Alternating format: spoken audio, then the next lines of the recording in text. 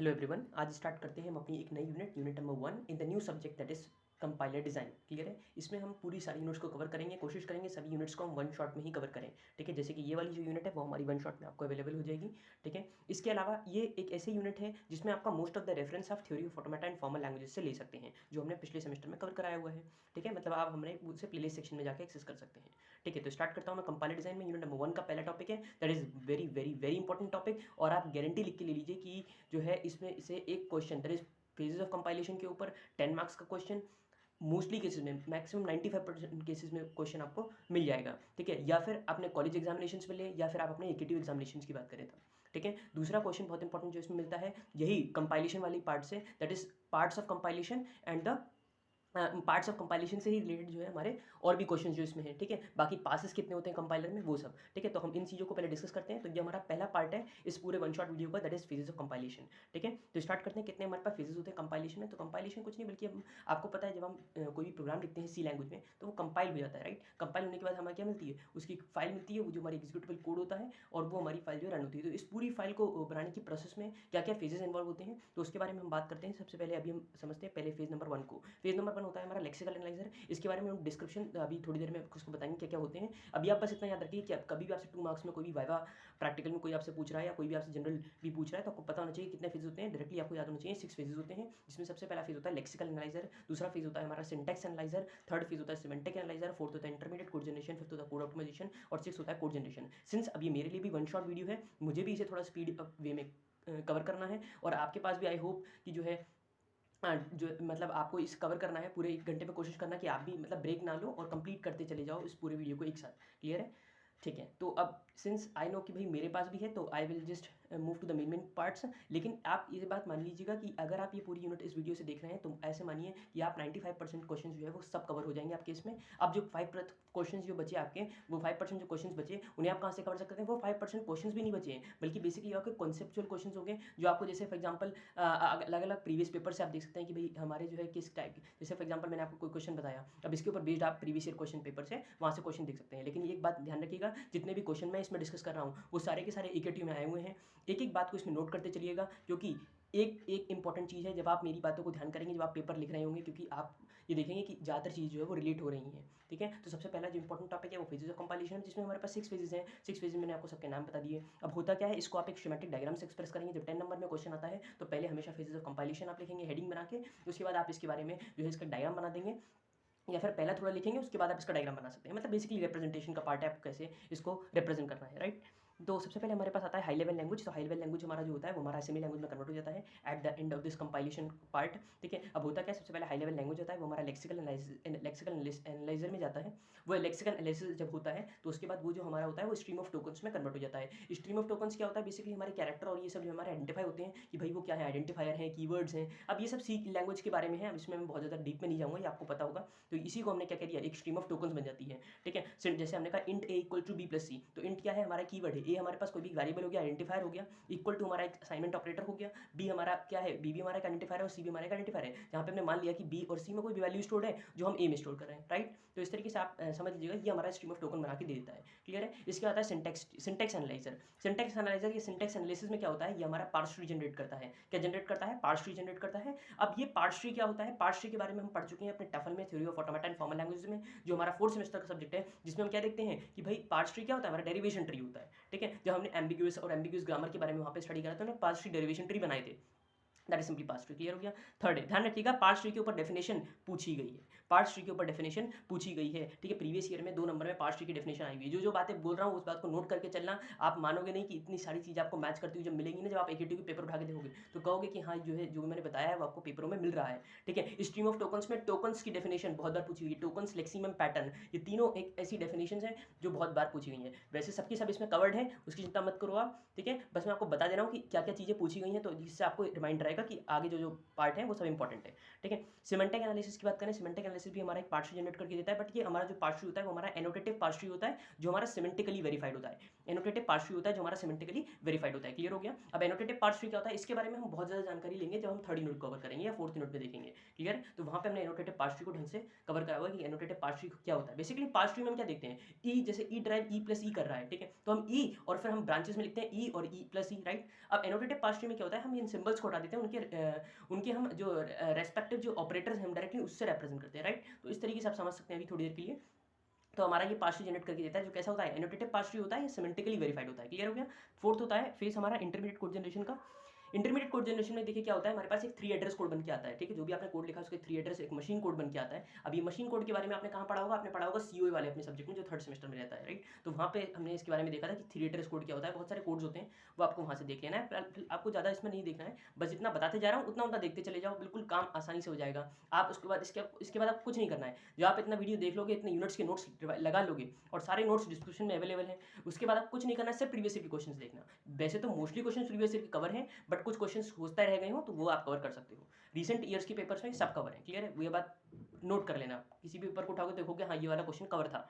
Intermediate code generation ये तो हमारा पहले ही एक क्वेश्चन है, ठीक है, जो मैं आपके साथ डिस्कस कर रहा हूँ, फेजेस ऑफ कंपाइलर, ठीक है। तो इंटरमीडिएट कोड जनरेशन होता है, इसके बाद हमारे पास 3 एड्रेस कोड बनता है, 3 एड्रेस कोड के बाद कोड ऑप्टिमाइजेशन होता है, कोड ऑप्टिमाइजेशन के बाद हमारे पास क्या आता है, टारगेट कोड जनरेशन होता है, क्लियर हो गया। अच्छा अब देखिए टारगेट कोड जनरेशन में क्या आता है, असेंबली लैंग्वेज बनती है। हमने देखिए साइड में 2 कंपोनेंट्स बनाए हुए, that is symbol table manager and the error handler. इन्हें भी आप एक बॉक्स में इंक्लूड कर दो देन इट इज फाइन, ठीक है। तो हम इसको भी एक बॉक्स में जो है इंक्लूड कर दे रहे हैं, राइट। तो सिंबल टेबल मैनेजर होता है और एक एरर हैंडलर होता है। सिंबल टेबल क्या होता है, सिंबल टेबल बेसिकली हमारा एक रिकॉर्ड कंटेन करता है कि कितने हमारे पास वेरिएबल्स का ट्रैक रखता है कि भाई कितना उनका स्कोप है, कितना उनका लाइफ ऑफ वेरिएबल है, या बेसिकली कितनी हमारी क्विकली आइडेंटिफाई करता है, कितनी आइडेंटिफाई की वैल्यू को हमें कब आइडेंटिफाई करना है। इसके बारे में मैंने आगे लिखा हुआ है वो तब देखेंगे। एरर हैंडलर क्या है, बेसिकली हमारा ये तब इन्वोक होता है जब भी हमारा कोई भी फ्लॉ हमारा कोई भी प्रोग्राम में डिटेक्ट होता है, क्लियर हो गया। तो बस यही है हमारा एक figure of the phases of compiler, ठीक है। इसको आपको ऐसे कैसे डायग्राम को बना देना है, नोट सारे डिस्क्रिप्शन में अवेलेबल है, मैं सिर्फ यहाँ पर आपको समझा रहा हूँ, ठीक है। तो उसको बिल्कुल आराम से समझते चलो। अब बात करते हैं इसके डिस्क्रिप्शन के बारे में, अब उस पर जंप करते हैं हम। देखो इन केस अगर आपको मेरी स्पीड तेज लग रही है, सिंस ये थ्योरी है इसलिए मैं थोड़ा सा तेज बोल रहा हूँ, क्योंकि थ्योरी में भाई आपको सिर्फ और सिर्फ एक रीडिंग लगानी है, कोई पढ़ना है, आपको बस समझाना है थोड़ा सा, ठीक है। तो इसमें मैं इतना टाइम नहीं लगाऊंगा, मैं सिर्फ और सिर्फ जो ज़्यादा टाइम दूंगा वो आपके न्यूमेरिकल पोर्शन में दूंगा, ठीक है। वहाँ पर मैं आपको बता दूंगा कैसे क्या क्या देखना है, क्लियर है, ठीक है। तो फर्स्ट हमारे पास आता है लेक्सिकल एनालिसिस। लेक्सिकल एनालिसिस क्या हम क्या कहते हैं, स्कैनर भी कहते हैं। ये हमारा क्या करता है, मैंने आपको बताया था, सोर्स प्रोग्राम को लेता है और उसमें सेपरेट कर देता है कैरेक्टर में, जिसे हम क्या बोलते हैं, टोकन बोलते हैं। तो हमने बोल दिया कि separate character of source language into the group of string called tokens, clear हो गया। Third statement is these tokens में बी कीवर्ड्स आइडेंटिफायर, मैंने आपको बताया कीवर्ड हो सकते हैं, आइडेंटिफायर हो सकते हैं, ऑपरेटर सिंबल हो सकते हैं या पंक्चुएशन सिंबल्स, कुछ भी हो सकता है, क्लियर हो गया, ठीक है। तो कीवर्ड आइडेंटिफायर में कॉमा लगा दीजिएगा। नेक्स्ट है सिंटेक्स एनालाइजर। सिंटेक्स एनालाइजर क्या होता है, अब सिंटेक्स एनालाइजर नाम से पता लगा कुछ सिंटेक्स के बारे में एनालाइज हो रहा है, बेसिकली हमारा पार्स ट्री जनरेट हो रहा है। तो हमने क्या दिया कि syntax analyser phase is also called the parsing phase भी हम इसे कहते हैं। अब ये सिंटेक्स एनालाइजर फेज क्या करता है, हमारे टोकन्स को टुगेदर पुट करता है इनटू सिंटैक्टिक स्ट्रक्चर्स, ठीक है। क्या कर रहा है, टोकन्स को टुगेदर पुट कर रहा है और एक सिंटैक्टिक स्ट्रक्चर जनरेट कर रहा है और आउटपुट इस फेज का क्या है, पार्स ट्री है। तो ये आप लाइन एक ऊपर वाले में भी ऐड कर सकते हो कि हमारा जो लेक्सिकल एनालाइजर है उसमें क्या है, हमारा output of this phase is the stream of tokens, और इसमें हमारा आउटपुट क्या गया फिर पार्स ट्री। तो इस तरीके से आप पॉइंट्स ऐड कर सकते हो, किस तरीके से आपको रिप्रेजेंटेशन को अच्छा करना है। बेसिकली आपको एक में कॉपी को भी थोड़ा सा दिखाना पड़ेगा कि हाँ भाई हम उसे एक सही वे में, एक करेक्ट वे में उसके और लीगल और एक सही आंसर हम जो है उसमें लिख रहे हैं, क्लियर हो गया। अब देखिए थर्ड है हमारे पास सिमेंटिक एनालाइजर। सिमेंटिक एनालाइजर क्या होता है, सिमेंटिक एनालाइजर चेक करता है सोर्स प्रोग्राम में सिमेंटिक एरर्स के लिए, ठीक है, and gather the type information for the subsequent code generation. तो सबसे पहला काम क्या कर रहा है, ये हमारा सोर्स प्रोग्राम में सिमेंटिक एरर्स को वेरीफाई कर रहा है, चेक कर रहा है, ठीक है। दूसरा ये उन सबकी टाइप इन्फॉर्मेशन को निकालता है, जैसे इंट ए है तो मान लीजिए उसकी हमारा टाइप क्या है, ठीक है। तो इस तरीके से type information for the subsequent code generation phase हमारा ये जनरेट गैदर करता है, क्लियर हो गया। सेकंड पॉइंट है it uses the parse tree. अब जो पार्स ट्री हमारा ऊपर वाले फेज से आउटपुट आ रहा था वो इसमें इनपुट की तरफ फीड हुआ, तो ये हमारा यूज कर रहा है उस पार्स ट्री को एंड द सिंबल टेबल को। और सिंबल टेबल को किसको यूज करा, इसने पार्स ट्री को यूज करा और इसने सिंबल टेबल को यूज करा to check whether the program is semantically consistent. किसको चेक करने के लिए, प्रोग्राम को चेक करने के लिए क्या कि सिमेंटिकली कंसिस्टेंट है या नहीं with the language definition, clear हो गया। आउटपुट इस फेज का क्या रहता है, एनोटेटेड पार्स ट्री, मैंने आपको बताया था that is semantically verified parse tree, clear हो गया। फोर्थ है हमारे पास intermediate code generation. Intermediate code generation नाम से पता लगा है एक कोड जनरेट करके देगा इंटरमीडिएट, ठीक है। अब ये जो इंटरमीडिएट कोड जनरेशन होता है वो सिंटेक्स ट्री को एज इनपुट लेता है as an input from the semantic phase and generates intermediate code. Intermediate code generate करके देता है, बात क्लियर हो गई, नाम से ही पता लग रहा है इंटरमीडिएट कोड जनरेट हो रहा है, क्लियर।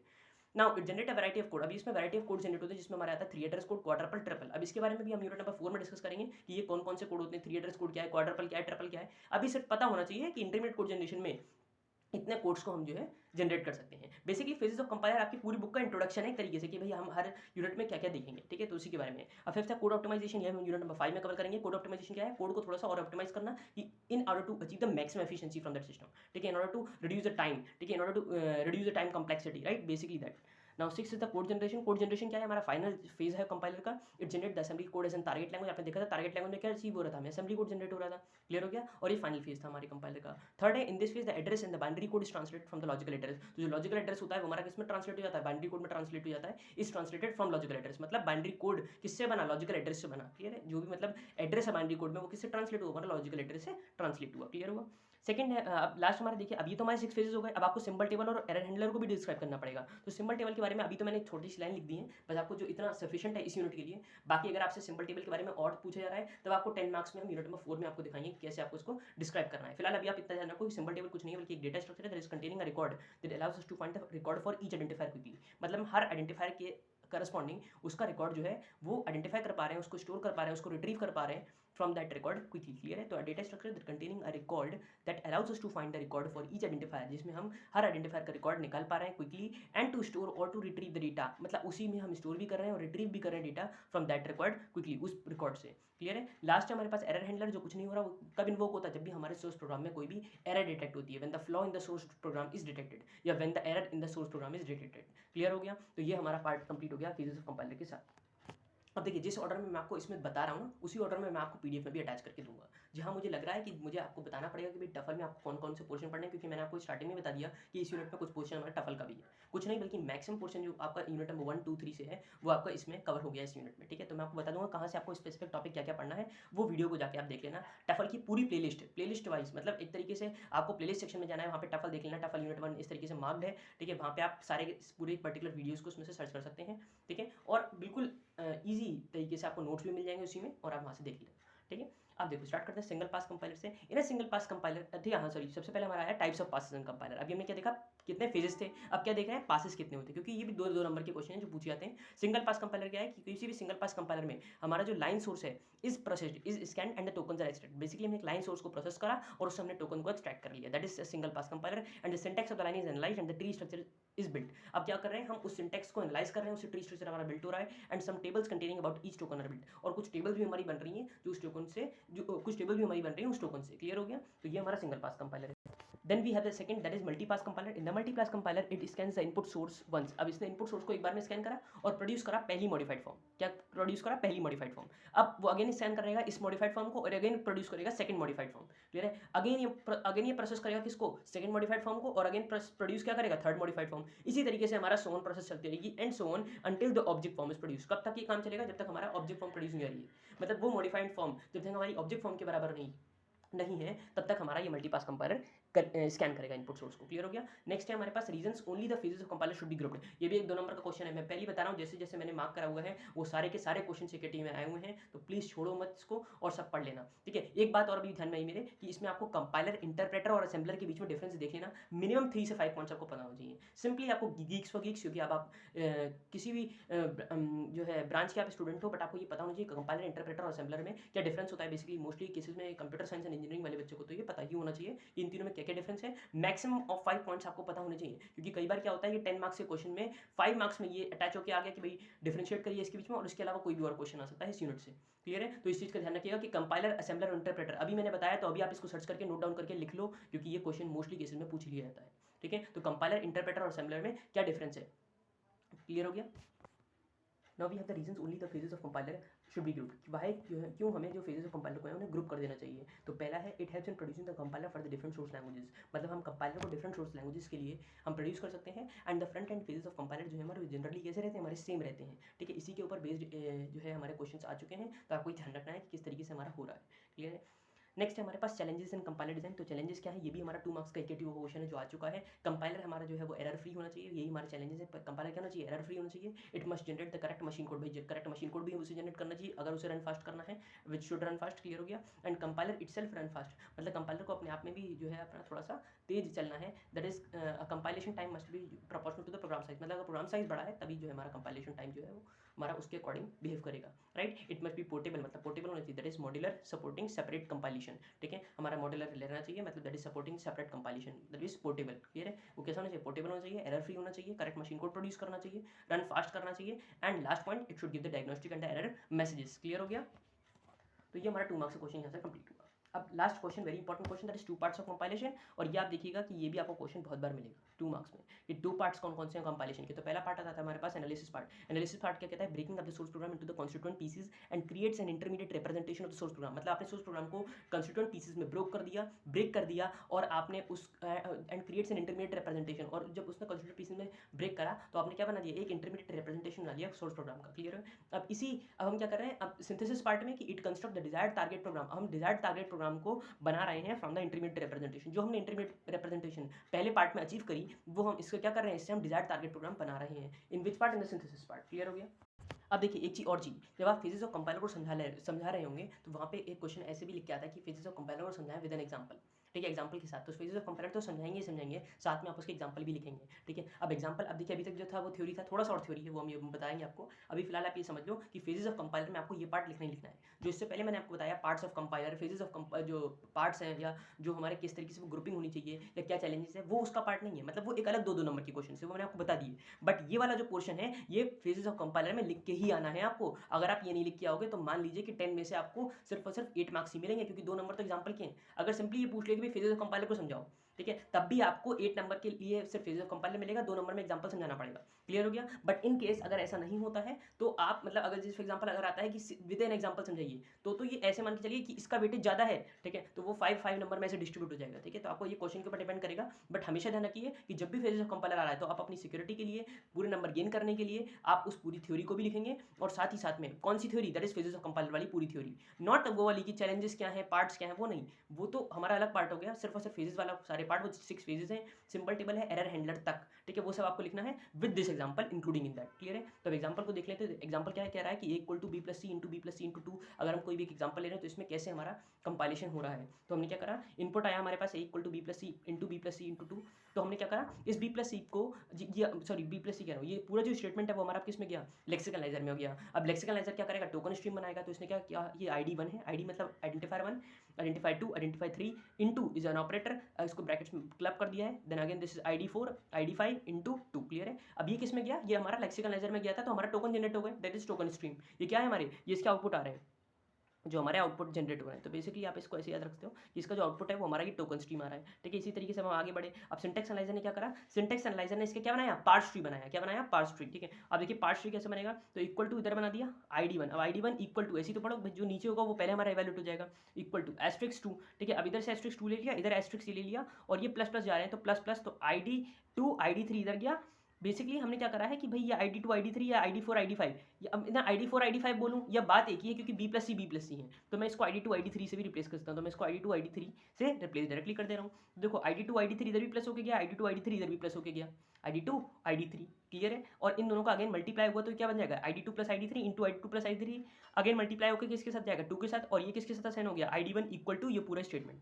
क्लियर है। तो ये हमारा किस में गया, पार्स ट्री, ये हमारा क्या बन गया, पार्स ट्री बन गया, ठीक है। अब ये हो गया हमारा क्या, पार्स ट्री। अब इसके बाद क्या बनाएंगे हम, सिमेंटिक एनालाइजर बनाएंगे। जब सिमेंटिक एनालाइजर बनाते हैं तो सिमेंटिक एनालाइजर में क्या बनता है, एनोटेटेड पार्स ट्री बनता है, ठीक है। तो जब एनोटेटेड पार्स ट्री बनता है हमारा, तो हमारा बेसिकली इतना ही रहेगा, बस ये जो 2 है इसमें आप डिफरेंस कर दोगे इंटू 2 रियल में, क्या डिफरेंस कर दोगे, इंटू रियल लिख दोगे और उसमें 2 को आप इस तरीके से अटैच कर दोगे। क्लियर हो गया। तो ये तो हो गया हमारा सिमेंटिक एनालाइजर का काम। अब इसका क्या होगा, इंटरमीडिएट कोड जनरेट होगा। अब इंटरमीडिएट कोड जनरेट कैसे होगा, 3 एड्रेस कोड की फॉर्म में। तो हमने क्या कहा, T1 इक्वल्स टू क्या करेंगे, B प्लस सी। भाई हमारे पास A equal to B plus C plus B into B plus C into 2 था, तो हमने B प्लस सी को T1 नाम दे दिया। अब हमें क्या करना है, अब हमें T2, हमने मान लीजिए T2 ले लिया जिसमें हमने T1 इंटू T1 कर लिया।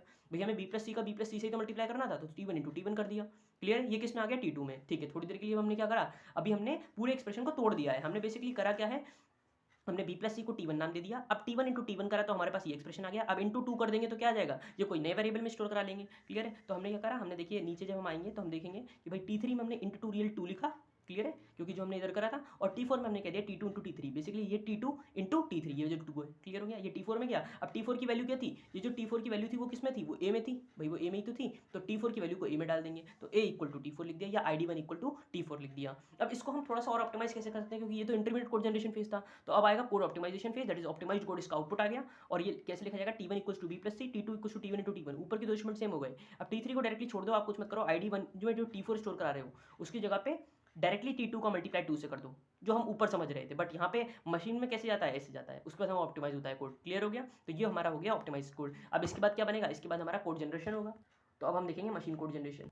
तो अब आप देख रहे हैं कि ये मशीन कोड हमारा जनरेट हुआ, तो इसमें क्या हुआ, हमारा R1 में B मूव हुआ, R1 C, मतलब R1 में ही हमने R1 के कंटेंट प्लस C के कंटेंट हमने ऐड कर दिए, उसके बाद मल्टीप्लाई हुआ, मतलब हमने क्या करा, B प्लस C बेसिकली कर दिया इन दो स्टेटमेंट से। उसके बाद R2 equals to R1 into R1, मतलब R2 में R1 इंटू R1 का हमारा क्या हो जाएगा, रिजल्ट मल्टीप्लाई होकर किसमें जाएगा, R2 में जाएगा, R2 में जाएगा, मतलब B plus C into B plus C हो गया, B plus C into B plus C हो गया, क्लियर है। अच्छा, अब हमें क्या करना है, इसमें उसका 2 का भी मल्टीप्लाई करना है, तो हमने कहा R2 R1 2, अब बेसिकली हमने उस B प्लस C का इंटू 2 कर दिया, वो हमारा किसमें गया, R2 में गया, मतलब R2 में जो कंटेंट्स है वो तो है ही, साथ ही इनका 2 से मल्टीप्लाई, बेसिकली आप इसको ऐसे भी कर सकते हो, R2 equal to R2 into (2), तो ये भी हमारा मल्टीप्लाई हो रहा है, क्लियर। ये बेसिकली ये सही स्टेटमेंट हुआ, वो गलत था, तो R2, क्लियर है ना। अब हमने क्या कर दिया, स्टोर करा दिया किसमें, ID1 में, तो ID1 में हमारा स्टोर हो गया किसके कंटेंट्स, R2 के कंटेंट्स, क्लियर हो गया।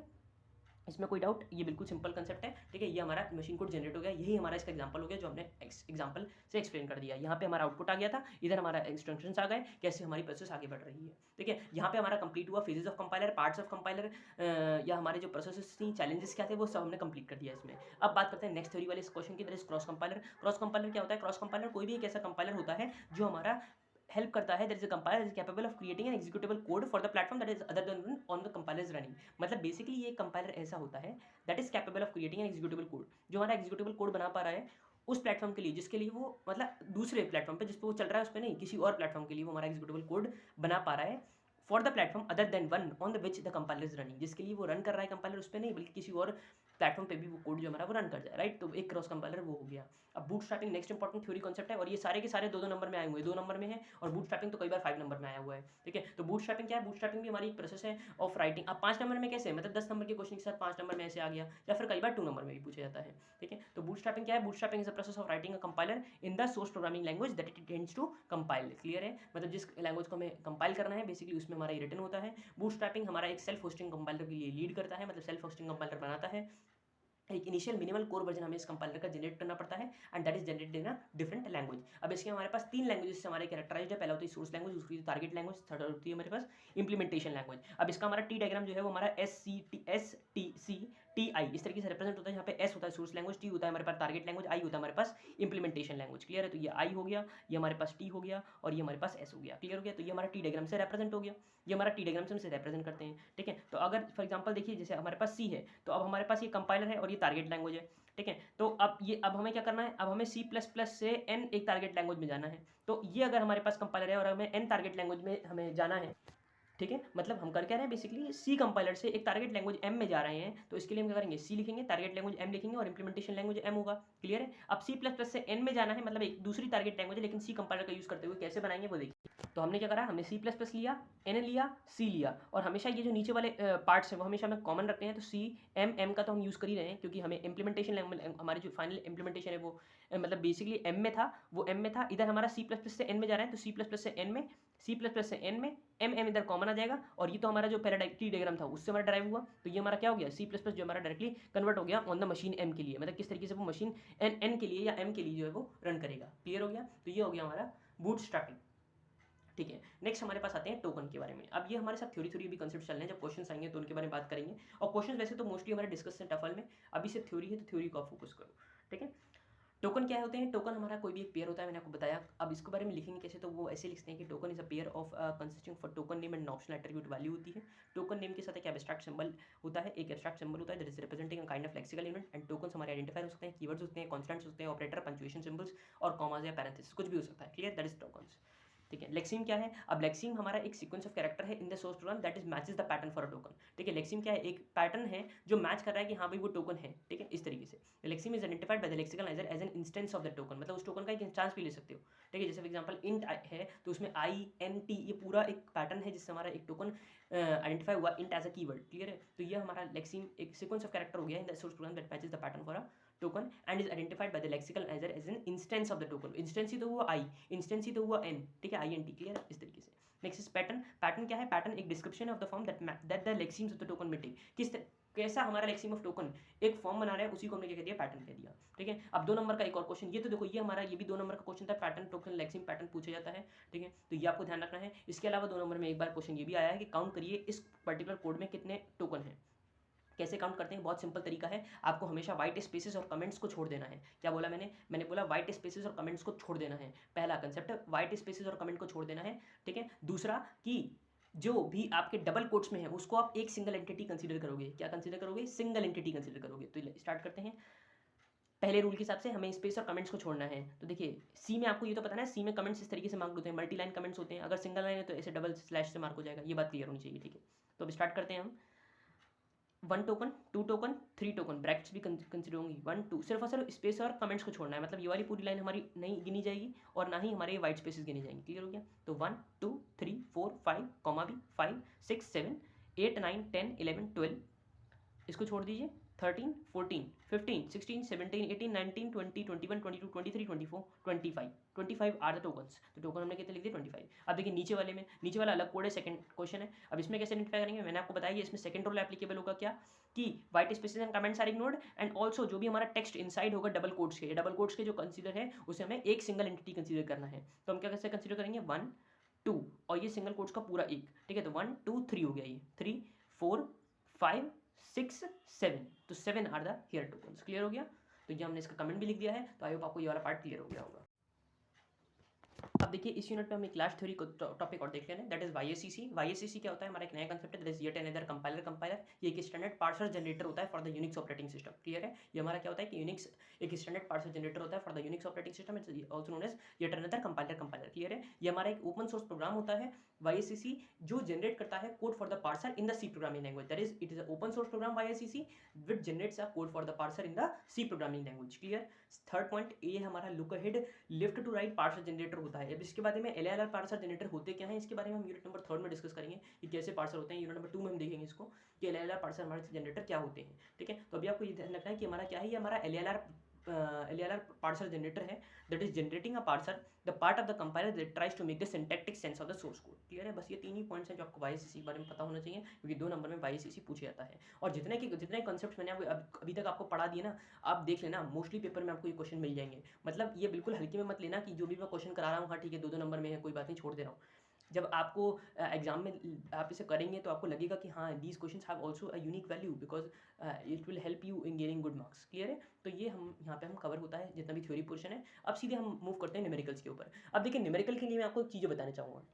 सबसे पहले हम इसमें कुछ जो हमारा पोर्शन था दैट इज डीएफए और एनएफए क्या होता है, इसके बीच में डिफरेंशिएशन ये आपको पता होना चाहिए, जो हमने टफल के यूनिट नंबर 1 में कवर करा हुआ है, जिसमें भी यूनिट नंबर 1 के लेक्चर नंबर 1 में ही। ठीक है, कि डीएफए और एनएफए के बीच में क्या डिफरेंस है।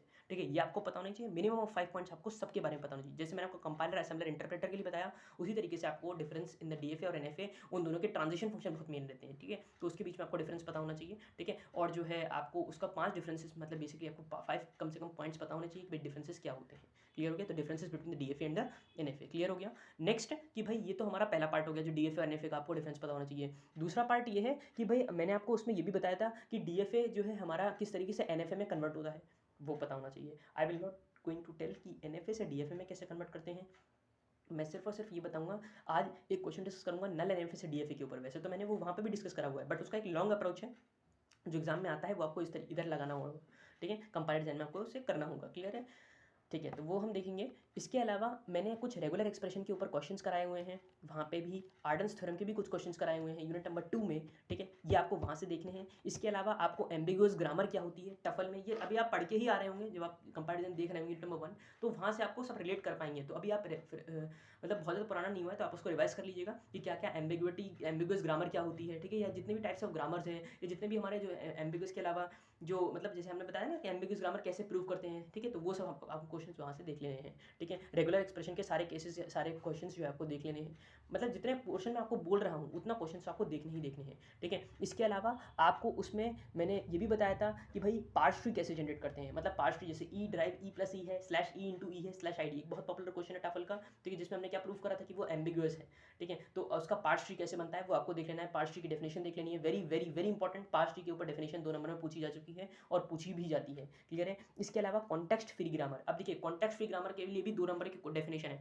अब मैंने आपको ये सब पार्ट क्यों बता दिया, मैंने लिखे इसलिए नहीं क्योंकि ये सब नए हैं, क्योंकि ये सब पुराने हैं, सॉरी ये सब पुराने हैं और कोई भी चीज़ नई नहीं है। जो जो नई नई चीज़ें थी वो मैंने सब लिख दी आपके लिए, ठीक है। जो पुरानी थी वो सब आप हमें टफल के वीडियो से जाके रेफर कर सकते हैं, और वैसे भी आपने वो सब पढ़ा हुआ है तो वीडियो भी देखने की भी जरूरत नहीं है, सिर्फ और सिर्फ नोट्स को आप एक्सेस कर लेना, वहाँ से आपको सब पता लग जाएगा, क्लियर है। अब कॉन्टेक्स्ट फ्री ग्रामर मैं आपको बोल रहा था, तो कॉन्टेक्स्ट फ्री ग्रामर हमारा 3rd यूनिट इंपॉर्टेंट टॉपिक है, जिसकी आपको 4 से 5 लाइन की जो मैंने आपको डेफिनेशन बताई थी कि वीएन क्या होता है, टी क्या होता है, ठीक है, वीएन टीपीएस होता था ना, तो वहाँ पे आपको वो देख लेना है, कॉन्टेक्स्ट फ्री ग्रामर क्या है वो देख लेना है। इसके अलावा कॉन्टेक्स्ट फ्री ग्रामर में हमने कुछ क्वेश्चंस कराए थे, context free construct context free grammar इस तरीके से करके, वो 4-5 क्वेश्चंस जो है उस पूरी पीडीएफ में है, वो आपको यूनिट नंबर 3 के पूरे क्वेश्चंस देख लेने हैं। भाई एक ही वन शॉट है तो वन शॉट में से देख लेना कहाँ कहाँ पे मैंने क्वेश्चंस कवर कराए हैं, वो आपको वैसे के वैसे कवर कर लेने हैं। यही बस पार्ट आपको वहाँ से देखना है, जितना मैंने अभी तक आपको बोला इतना पार्ट कवर करने के बाद आपकी यूनिट नंबर 1 जो है वो कवर हो जाएगी। एक चीज वो यूनिट नंबर 1 2 3 तीनों से जो कंटेंट है वो सब कवर कर लेंगे आप, ठीक है। यूनिट नंबर 1 में बस एक पार्ट और देख लें, जैसे डीएफए मैंने डिजाइन कैसे करा था, जिसमें से भी बहुत इंपॉर्टेंट जो डीएफए ना जो आते हैं डिजाइन के लिए वो ये होते हैं कि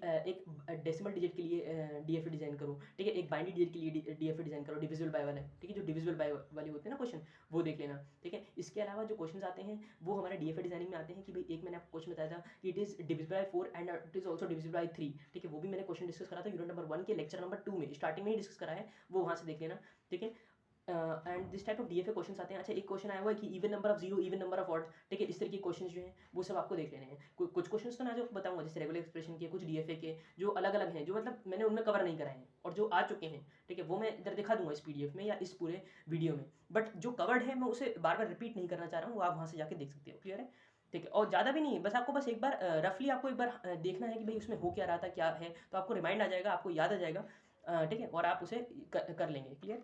तो इतना जो है पोर्शन आपको देख लेना है, ठीक है। अब हम बढ़ते हैं सीधे अपने बाकी के क्वेश्चंस के ऊपर, बाकी के पार्ट के ऊपर, ठीक है। तो सबसे पहला हमारा जो 2 नंबर का और क्वेश्चन आपसे पूछे जा सकते हैं, ये मैंने टॉपिक्स के नाम लिख दिए जो आप देख सकते हैं उन सब में से, ठीक है, जो आपको देखने हैं कॉन्टेक्स्ट फ्री ग्रामर के ऊपर क्वेश्चंस, ठीक है, वो सब आप देख लेना, ये मैंने अलग से लिख दिया है, ठीक है। इसके अलावा अब देखिए, अब आपका मान लीजिए ये क्वेश्चन दिया हुआ है और आपको प्रेसिडेंस बतानी है, तो प्रेसिडेंस बताने का सिंपल तरीका क्या होता है, जो भी सबसे नीचे की तरफ, देखिए अब प्रेसिडेंस किसकी बताई जाती है, प्रेसिडेंस बताई जाएगी इसमें से जितने भी हमारे जो टर्मिनल्स होंगे। अब टर्मिनल्स कैसे आइडेंटिफाई करने, देखिए ये तो हमारे क्या होगा नॉन टर्मिनल, वेरिएबल तो हमारे नॉन टर्मिनल है ना, वही वेरिएबल या नॉन टर्मिनल, ठीक है। और हमारे पास टर्मिनल होते हैं तो जो हमारे स्मॉल वेरिएबल होते हैं, ठीक है, तो स्मॉल वेरिएबल है या जो एक्सेप्शन या अलग वेरिएबल है, तो डी हमारा एक स्मॉल वेरिएबल है, एट द रेट क्या है हमारा टर्मिनल वेरिएबल है, हैश हमारा टर्मिनल है, डॉलर हमारा टर्मिनल है, बाकी सब तो कैपिटल है तो वो हमारे नहीं हुए ना टर्मिनल, क्लियर है। तो precedence always in the non terminal, clear है। तो अब देखिए अब हम कैसे बताते हैं प्रेसिडेंस को, तो नीचे से ऊपर की तरफ हमेशा प्रेसिडेंस जो है वो घटती है, तो मतलब सबसे सबसे जो नीचे वाली की प्रेसिडेंस है सबसे ज़्यादा होगी, ठीक है। तो डी की सबसे ज़्यादा होगी, उसके बाद एट द रेट, फिर हैश और फिर डॉलर,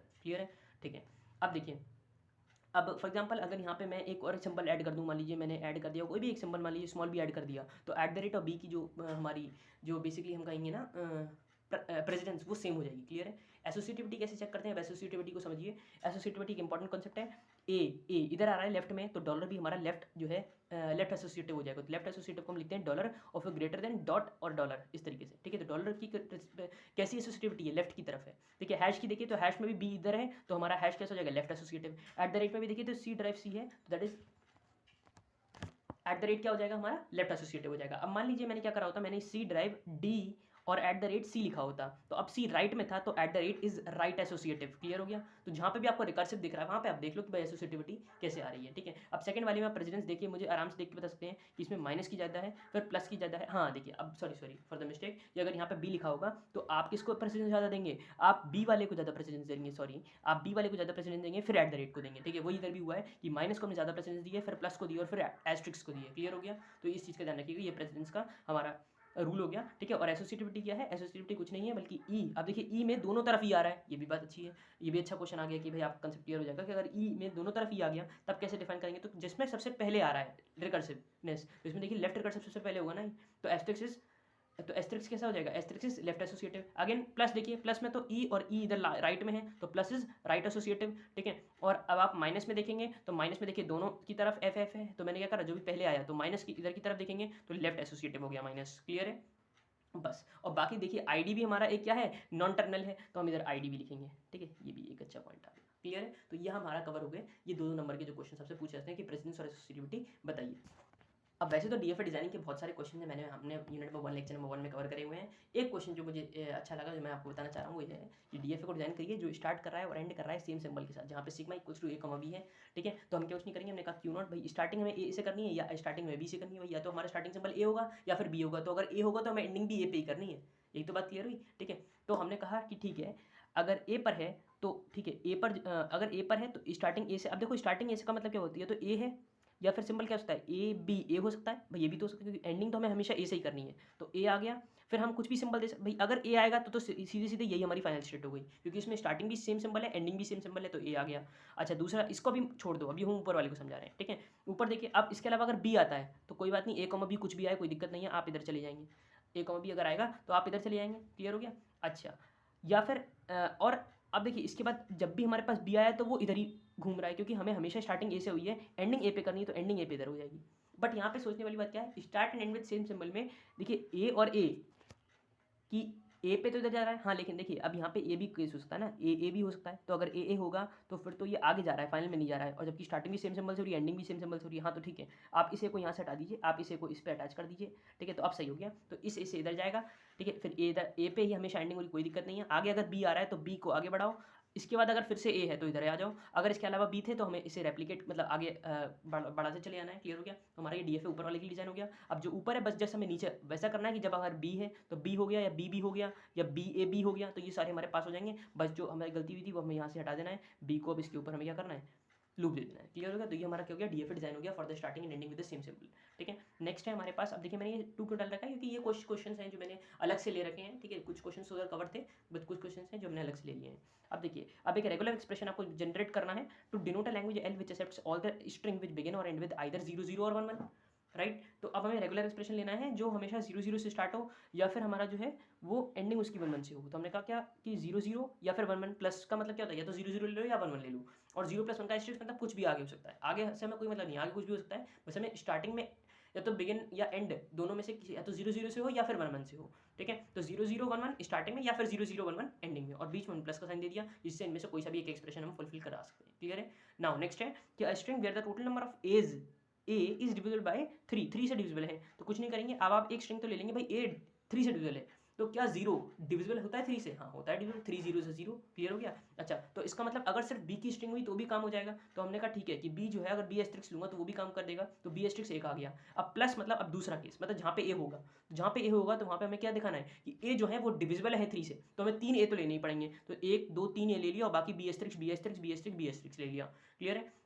अब इसका कंसेप्ट कैसे फॉर्म हुआ, इस पूरे कंसेप्ट के लिए आपको रेगुलर एक्सप्रेशन थोड़ा सा देखना पड़ेगा यूनिट नंबर 2 में जाके, जो आपने टफल में देखा है। अगर नहीं देखा है, नहीं पढ़ा है तो ठीक है, अदरवाइज पढ़ के आए हो तो भाई इतना तो आप कॉमन सेंस से लगा सकते हो कि ये केस वो हो गया कि जब हमारे पास एक भी ए नहीं होगा, क्योंकि एक भी ए पे भी ए जो है वो ए का काउंट जो है वो डिविजिबल है 3 से, ठीक है। और जब हमारे पास ए होंगे तो हमारे 3 के डिविजिबल, तो 3 के मल्टीपल में होने चाहिए, तो हमने कहा 1 2 3 ए ले लो, बाकी बी एस्ट्रिक्स लगा सकते हो क्योंकि बीच में कुछ भी हो सकता है, ठीक है। और होल का एस्ट्रिक्स कर दिया, मतलब हमेशा ए के जो है वो हमारे 3 के मल्टीपल्स में ही एग्जिस्ट करेंगे, ठीक है। तो कितनी भी बड़ी स्ट्रिंग हो सकती है, क्लियर हो गया। तो आई होप आपको ये पार्ट क्लियर हो गया होगा। ये हमारा रेगुलर एक्सप्रेशन के 2 हमने क्वेश्चंस ले लिए। ये 7th हटा दो, 7th नहीं है बल्कि फर्स्ट ही क्वेश्चन हुआ इसका। अब देखिए रेगुलर एक्सप्रेशन के ऊपर कुछ प्रूफ्स हैं, 2 प्रूफ्स हैं, आए नहीं है बट आपको पता होना चाहिए कि हाँ होते कैसे होते हैं, जिसमें से 2 प्रॉपर्टी बहुत मेन है, बहुत ज़्यादा मेन है। Null plus R into R asterisk is R asterisk, always remember. तो आर इंटू आर एस्ट्रिक्स क्या हो जाएगा, आर प्लस, कॉमन सेंस वाली बात है, ये समझते हैं।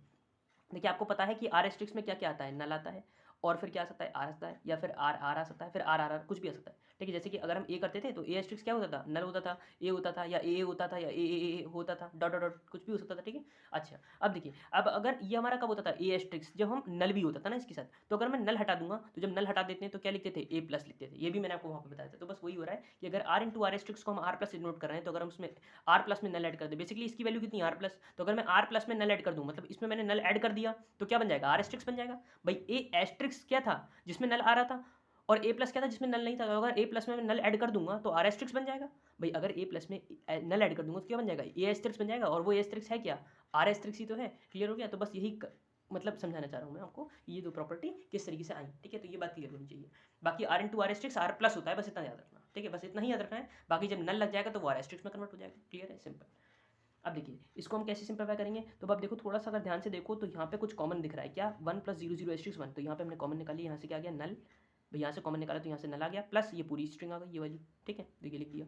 अब ये क्या है, ये आर एस्ट्रिक्स है और ये आर है, तो आर इंटू आर एस्ट्रिक्स क्या होता है, आर प्लस होता है, भाई R into R asterisk is R plus. तो हमने क्या करा, अब देखो, अब रुको, अब हमने क्या करा, अब देखो ये आर इंटू आर एस्ट्रिक्स था, लेकिन नल भी तो अटैच है, तो नल अटैच है तो ये पूरा क्या बन जाएगा, आर एस्ट्रिक्स बन जाएगा। तो आर एस्ट्रिक्स मतलब 0 + 1 0 एस्ट्रिक्स 1 का होल एस्ट्रिक्स, ठीक है।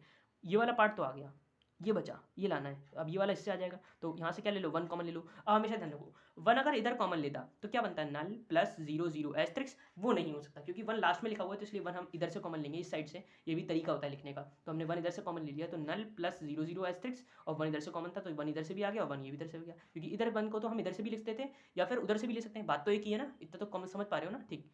तो ये बात क्लियर हो गई यहाँ से हमारी, ठीक। अब इसको क्या क्या लिखेंगे, अब this is R into R asterisk plus null, that is nothing but R asterisk, तो दैट इज 0 एस्ट्रिक्स 1। अब ये हमारा प्रूफ इसके बराबर आ गया, ये इधर आ गया, ये इधर आ गया, equals to R H S, clear. अब देखिए नेक्स्ट, अब देखिए ये नल है और ये पूरी क्वांटिटी दी हुई है, तो देखो यहीं से क्लियर हो रहा है कि ये नल है और ये आर इंटू आर एस्ट्रिक्स है, तो नथिंग बट आर एस्ट्रिक्स, तो आर एस्ट्रिक्स क्या हो जाएगा, 1 एस्ट्रिक्स 0 1 1 का होल एस्ट्रिक्स, क्लियर है, ठीक है, मतलब 1 एस्ट्रिक्स 0 1 1 का एस्ट्रिक्स का होल एस्ट्रिक्स, ठीक, क्लियर।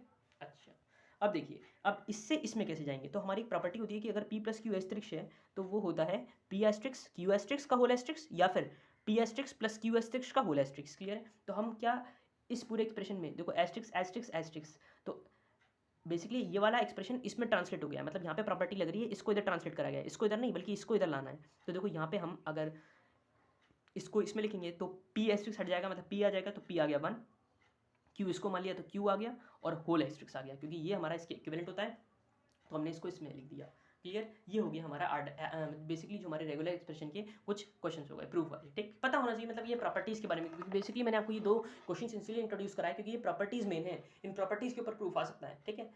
अब देखिए नेक्स्ट है लास्ट हमारे पास, इसमें जो है मतलब एक टॉपिक है इसी related, that is Thompson construction methodology. Thompson construction methodology वैसे तो कुछ नहीं है, सिंपल मेथोडोलॉजी है जो मैंने आपको यूनिट नंबर 1 में वहाँ पे भी बताई हुई है कि यूनियन कैसे लेते हैं, कॉन्कैट कैसे करते हैं, बेसिकली वही है। बस इसके ऊपर एक क्वेश्चन बता दे रहा हूँ कि कैसे आपको एक एनएफए को डिजाइन करना होता है, जैसे एनएफए आपको इसके लिए डिजाइन करना है, तो आपको पता है कि 1 0 है तो 1 और 0 ये हो गया। अब इधर क्या चाहिए आपको, 0 0 या 1 1, या तो 0 चाहिए या फिर 1 1 चाहिए, तो एक 0 तो यहाँ से मिल गया। अब आप क्या करते हैं, अब आप कॉमन अगर वो होते तो आप ये सोचते कि भाई एक और स्टेट अटैच कर दूँ 1 और फिर 1 से, ऐसे ही तो करते, बट अब क्यों कॉम्प्लेक्स कर रहे हैं, भाई एक 1 ऊपर से आ रहा है, एक 1 इसमें और अटैच कर दो, तो अगर 1 1 हुआ तो इधर आ जाएगा, या फिर 0 से हुआ तो इधर आ जाएगा। ये बात क्लियर हो रही है ना भाई, या तो 0 आएगा या फिर 1 1 होगा स्ट्रिंग में, प्लस का मतलब क्या होता है, या तो 0 होगा या फिर 1 1 होगा, क्लियर है ना। तो या तो 0 से स्ट्रिंग हुई तो हमारी इस तरफ जाएगा पाथ, अगर 1 1 हुआ तो 1 और फिर 1 इधर आ जाएगा, क्लियर है, ठीक, तो फिर इस पाथ में नहीं आएगा, लेकिन आ तो इसी स्टेप है ना, बात क्लियर है। हम अलग से 1 और फिर 1 नहीं बना रहे हैं, समझ रहे हो ना मेरी बात, अगर मैं अलग से 1 या फिर 1 बनाता वो मैं नहीं कर रहा हूँ, मैं कॉम्प्लेक्सिटी को ईजी कर रहा हूँ, इस तरीके से हमने एनएफए बनाना सीखा इसमें। बाकी 0 एस्ट्रिक्स से 0 को हमने लूप दे दिया सेल्फ लूप, और बाकी 1, क्लियर है, ये हमारी फाइनल स्टेट हो गई, ठीक, फाइनल स्टेट डबल सर्कल, ठीक। अब देखिए 0 एस्ट्रिक्स 1 + 1 0, तो अब आपको पता है कि एक 0 दे दिया, एक 0 एस्ट्रिक्स दे दिया, ये 1 दे दिया। अब देखो, अब 0 एस्ट्रिक्स का मतलब क्या हुआ कि भाई 0 में नल भी हो सकता है, तो मतलब नल हुआ तो सिर्फ 1 होगा, तो हमें पता है अगले वाले में हमें 1 तो देना ही है, तो ये 1 हो गया, ये फाइनल स्टेट भी बना दो, क्योंकि अगर ये फाइनल स्टेट हो गया तो ये इस वाले के लिए सही काम करेगा, अगर नहीं हुआ तो ये इसके लिए काम करा दो, तो 0 से इधर चलेगा, तो 1 0 इधर हो गया। अब ये बात समझ में आ गई, ये फाइनल स्टेट क्यों बनाया, क्लियर, ठीक।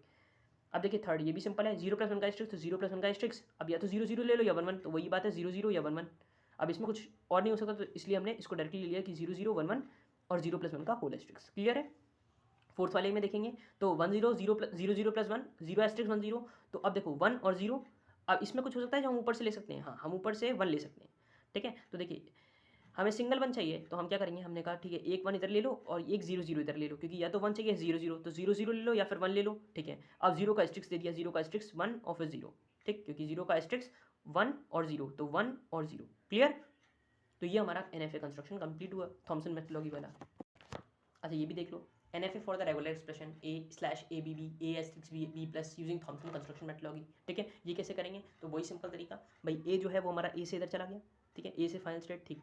दूसरा क्या है ABB, तो ABB, ठीक है। आगे देखिए a*b प्लस एस्ट्रिक्स को लिखने का तरीका देखिए, या तो नल, भाई एस्ट्रिक्स में क्या आ जाएगा, या तो नल आएगा या फिर ए आएगा ही आएगा, तो अगर ए आएगा तो नल ए नल नल नल नल रिप्रेजेंटेशन है ये बेसिकली। वैसे तो बहुत सिंपल था, आप कुछ मत करते भाई, ए लेते और ए के ऊपर एस्ट्रिक्स निकाल देते।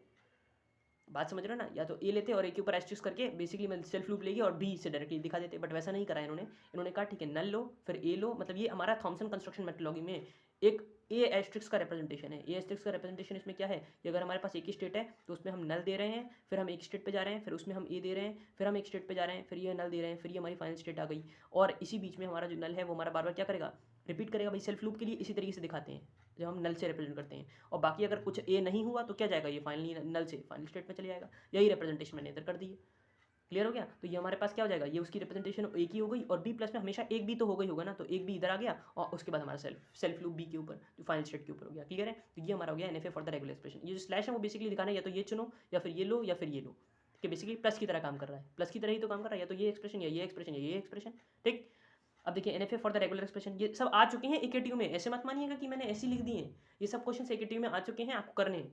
ए B asterisk slash A B, तो ए बी, अब ए बी एस्ट्रिक्स के लिए आपने कुछ नहीं करा, ए लिखा नल करा, अब बी एस्ट्रिक्स है ना, तो देखो वही एक्सप्रेशन बी वाली, फिर ए बी करना तो ए और बी डायरेक्टली हो गया। ठीक। इसी तरीके से इसको देखो, अगर 0+1 का एस्ट्रिक्स है तो हमने एक नल ले लिया, स्टार्टिंग से कनेक्ट करा भाई, आपको दो को कॉन्कैटिनेट करना है तो आपने कुछ नहीं करा, आपने एक नल लिया, आपने 0+1 का एस्ट्रिक्स दिया, फिर 0 1 ले लिया, या आप सिंपली यहाँ से भी डायरेक्टली स्टार्ट कर सकते हो, इसको क्यों नॉट नाम दो, डायरेक्टली यहाँ से स्टार्ट कर दो, बात तब भी कोई दिक्कत वाली नहीं है। ठीक है, क्लियर। ठीक।